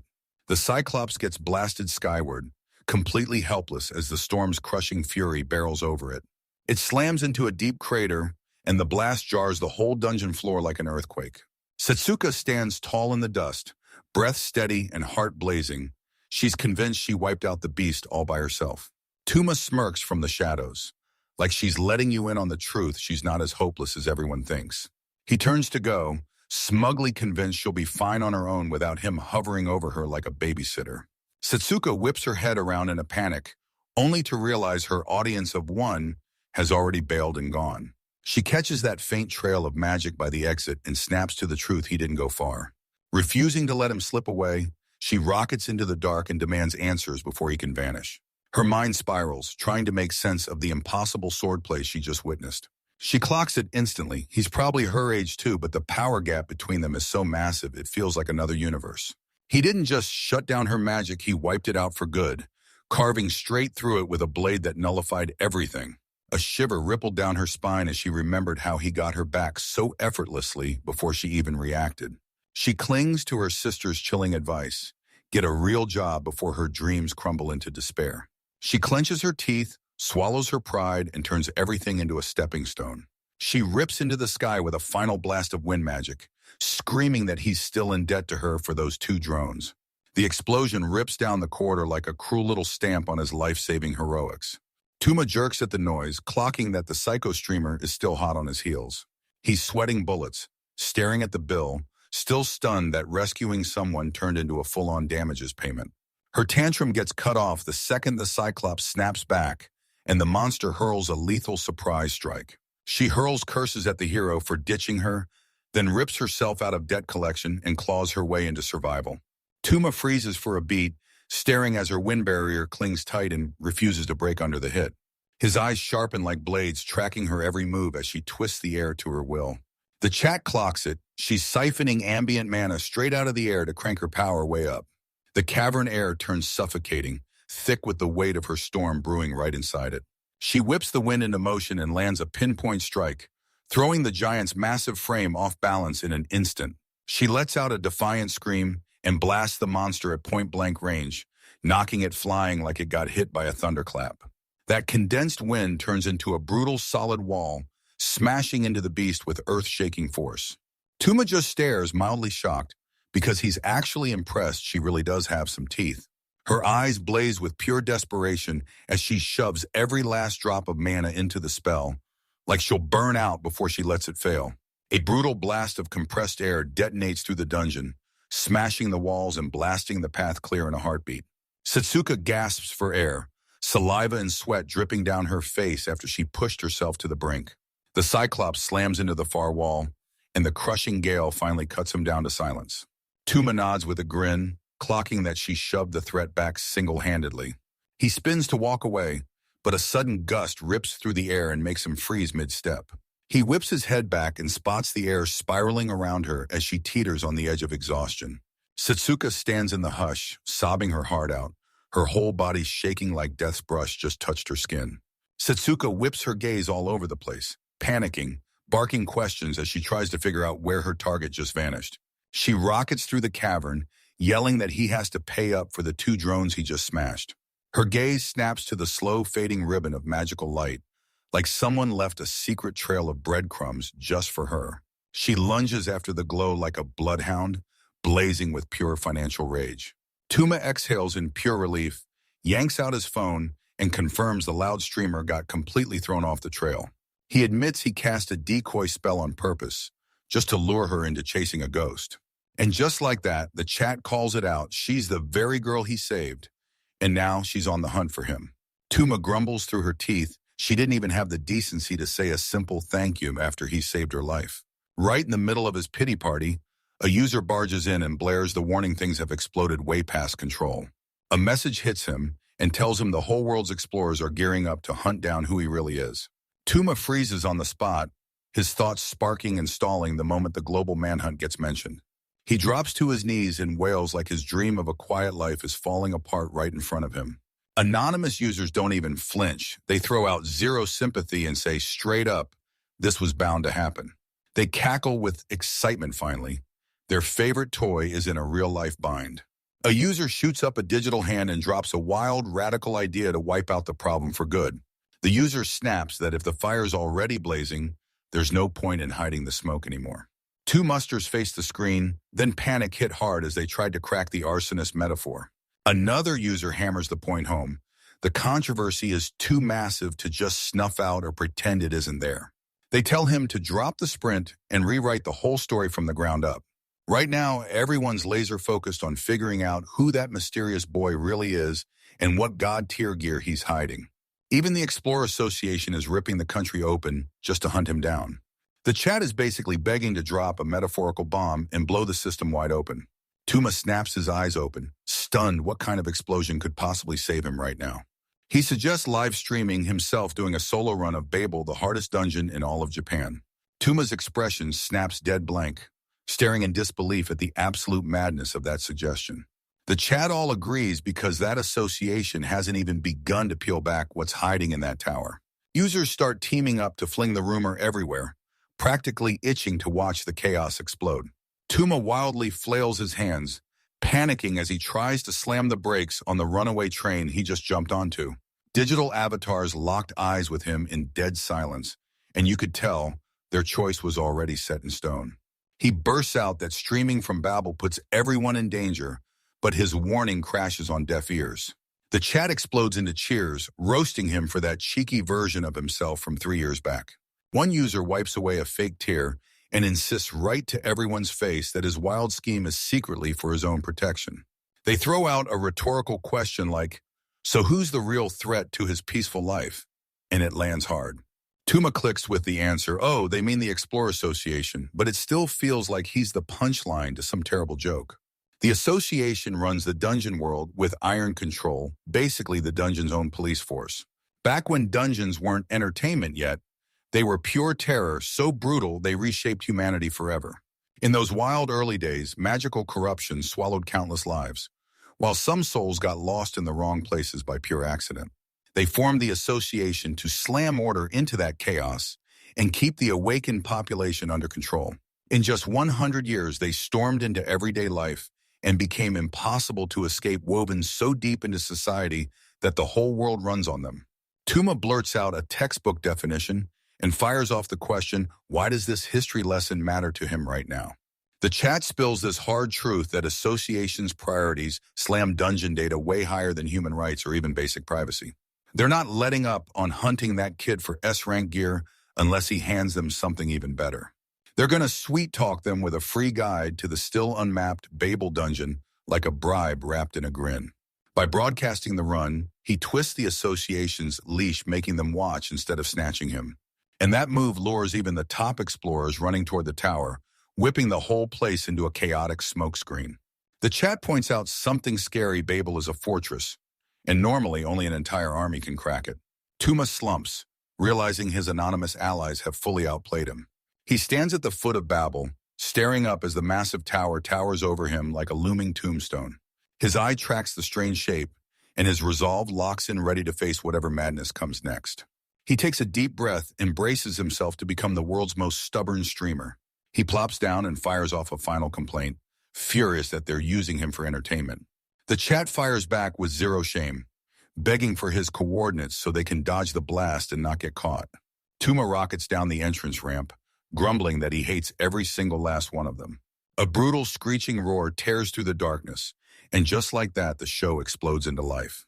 Tuma drops into the first chamber and stares at the local wildlife like he can't even be bothered.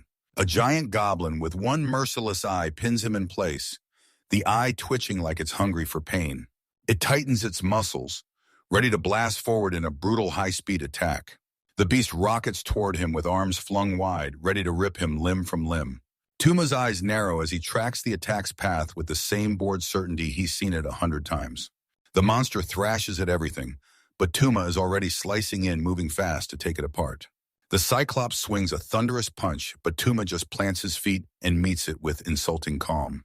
He slips right past the assault, closing the distance until he's face to face with the beast's stunned, confused expression. A giant fist crashes into the pillar, and the elusive target slips away by the thinnest breath.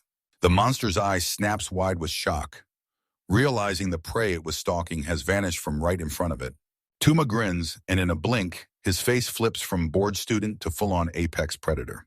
With one lightning-fast slash across the air, he forces that giant to learn what division even means. The blade slices clean through, and the impact hits so fast the force barely has time to register. Tuma slips his weapon back into its sheath as the chat starts whispering, wondering if his long day finally caught up to him. The monster disintegrates into data right before everyone's eyes, and the crowd bursts out like, "All right, time to call it a night." Tuma waves off their worries and blasts out, "Relax, I'm just getting started." A brand new wave of monsters barrels in, practically salivating to let him vent all his stress. He shoots a feral grin over his shoulder and blurts out, like he's daring the world to stop him, his therapy session is nowhere near finished. Lizardmen bellow in defiance without a clue they're just taking hits for a frustrated teenager. Tuma squares up against the swarm out on the water, fired up to turn that dungeon into a full-on blender. He barrels in with his blade flashing so fast the monsters don't even have time to register what's happening. In the beast's eye, a reflection flickers, and that's the final glimpse it'll ever witness. Tuma tears through the ranks like a living storm steel clashing, chaos erupting with every brutal spin. The lizardmen crash into the fight in a roaring swarm, but their numbers don't stand a chance against his blazing speed. He glides in like a phantom, vanishing and reappearing with trails of smoke, leaving enemies completely stunned in his wake. A real smile bursts across his face as he throws himself into the pulse of battle. He slaps the mic back on and declares he's resuming his commentary, turning the slaughter into a hype sports broadcast. Another Cyclops swings a punch only to smash straight through empty air. Tuma drops in from above, letting gravity pile on as his strike crashes down like a thunderclap. He slams down with a dramatic flourish, and the shockwave rattles the floor under his feet. He throws his arms up high and lets out this satisfied groan, like he's just woken from the best nap of his life. His face practically shines, still buzzing with that fresh post-workout glow. He tells the chat that going full-on extreme violence is the cure for school stress. He dusts off his hands and decides he's done with fun for the night right then and there. He storms off from the 25th floor and leaves the whole chat reeling like, why quit right before the end? Tuma grins, basking in his warm-up win, while the users chant good luck for the real Babel stream. Tuma shuts his eyes, a calm smile tugging at his face as he embraces the wild chaos fate just dropped on him. He slings his gear on his shoulders and fires up the chat. All right, we're officially kicking off the Babel broadcast. Staring up at the gigantic gate, he smirks and admits living on the edge fits him perfectly. His face snaps into a whole new mode. 1 second he's an internet troll. The next he's ready to dive straight into a dungeon. A gigantic worm monster bursts out of the ground, chomping at the bit to smash the live stream in real time. Tuma darts out of the way so fast it's blinding, shrugging off the deadly strike like it's nothing. The beast clamps down on thin air, chomping so close to its prey yet missing by an embarrassing, razor-thin margin. Tuma raises a recording device like a pro, locking in the perfect angle so his audience gets the best view. 2 more monstrous behemoths smash up out of the ground, and the broadcast just went from tense to absolutely deadly. A warning pops up in the chat they're watching, but Tuma shrugs it off like it's nothing. Viewers are convinced he's got no real skill for the talk and is just chasing clout. A sharp user tells him to vanish his face, and Tuma nods hard anonymity is the whole game. He strides straight into the abyss, and the camera drone slips behind him in eerie silence. Meanwhile, Setsuka is somewhere out there screaming like crazy, probably just realizing she missed the scoop of the century. The camera tilts up to the sky, and you feel the massive mountain of trouble ahead hit you all at once. The story slams into the Explore Association headquarters, and panic erupts everywhere. Top brass crowd into a conference room and tear into the shocking flood of new video footage, like every second matters. A technician bursts in to say 3 brand new 10-minute clips just drop back to back, one right after the other. He slams the play button on the file, desperate to track down the rogue explorer's exact location. The screen slams you with the Fuji sea of trees, deadly, empty, and brutal as hell. Deep in the forest, hidden behind twisting roots, lies a dungeon entrance that's ranked way beyond anything most people ever survive. A colossal structure rips straight through the clouds, an absolute legend of a tower called the SSS Rank Dungeon. The screen spasms alive, then a hand snaps in and twists the camera lens into place. A tight close-up snaps to the streamer's face, except it's totally the punchline, because he picked the most ridiculous disguise imaginable. Tuma stands tall in a horse mask, strutting into the world like he owns it, zero dignity, full confidence. The group chat erupts in laughter as the Messiah orders everyone, "Stop hunting for me." Back at HQ, the officials lean in and confirm it. His physique and voice match their target perfectly. An analyst just stares in disbelief because the suspect isn't even bothering with a voice changer. The director just freezes there in stunned silence, utterly baffled that a god-tier explorer is actually wearing a horse head. Up on screen, the horseman shoots his hand into the air, ready to drop his ultimatum on the whole world. He makes a clean deal back off, and he'll hand over the footage of the century. He barrels up to those massive doors, straight up declaring he's about to smash into an unreleased dungeon. The comments section explodes when everyone realizes that the Babel Tower's legendary architecture is right there in front of them. An association director freezes in shock, realizing the kid is standing right in Japan's most dangerous spot. Even his subordinate swears on it. Those elite government teams have only mapped the first 5 floors so far. Tuma nonchalantly drops the bomb. He's skipping the appetizers and hunting the 10th floor boss. The camera barrels in on his ridiculously goofy mask as he dares the whole world to lean in and watch. He strides into a massive dome and declares, loud and clear, class is officially in session. A bone-chilling grinding rips through the air, like the dungeon just snapped to attention and spotted its prey. Tuma calmly tells him, this room is a randomized trap built to cut down anyone who's not strong enough. He points out the first trap as a massive boulder crashes from the ceiling, racing to crush him flat. With a thunderous hit, the rock shatters into mist, and you realize the dungeon is powered by razor-sharp magic. He flicks his gaze up and calls out the next attack from the menu of death. He plants that deliberate step into the floor, and the moment he does, he dares the dungeon to keep up with its response time. Click, mechanism ready, game on. Magic sparks ignite under his feet, shouting that the second trap is about to snap shut. Massive spears start raining out of the dark, and the chat can't stop wondering, are we watching a stream or reading a suicide note? He points at the massive abyss yawning right under his feet, and then boom, he unveils the third kind of trap. Like a dancer stepping into the spotlight, he readies the crowd for the fourth punch of pain. He smashes down on yet another pressure plate, and the next deadly trap springs to life. The ground rips with a brutal jolt as the trap finally snaps shut under his feet. A brutal stone spike blasts up from the floor, roaring to skewer him from underneath. Tuma sprints across the jagged ground, matching the dungeon's savage, in-your-face design. He cranes his head up one last time, then declares the fifth and final flavor of death. A glowing orb suddenly bursts into the sky, then cranks up a blazing, concentrated beam of magic. The laser snaps off instantly, blasting a blazing high-speed energy weapon into the chaos. The heat scorches the spot he just stood on like the world blinked, then a smoking crater tore open. Tuma slips through the chaos of the bombardment, every move smooth, every timing dead on. He slithers out of the way of a lethal beam, acting like the SSS rank trap room is his personal playground. The screen erupts in a wild storm of spikes and laser fire, and everything turns into pure, violent chaos. Tuma breezes through the apocalypse untouched, and the drone keeps filming him swaggering like he owns the end of the world. Tuma nonchalantly dissects the lethal magic beam, snorting that it's just decent, all while that ridiculous mask sits on his face like a joke. Stretching his neck, he decides there's no way he'll play it slow. Disarming these traps one by one is way too sluggish for how he wants to move. He bursts into a dead sprint, convinced the only way through a minefield is to outrun every explosion. In the blink of an eye, he rockets through the death zone, and it screams one thing: speed is the ultimate weapon. The chat explodes into denial, yelling that seeing a horse sprint through lasers isn't a strategy guide, it's pure madness.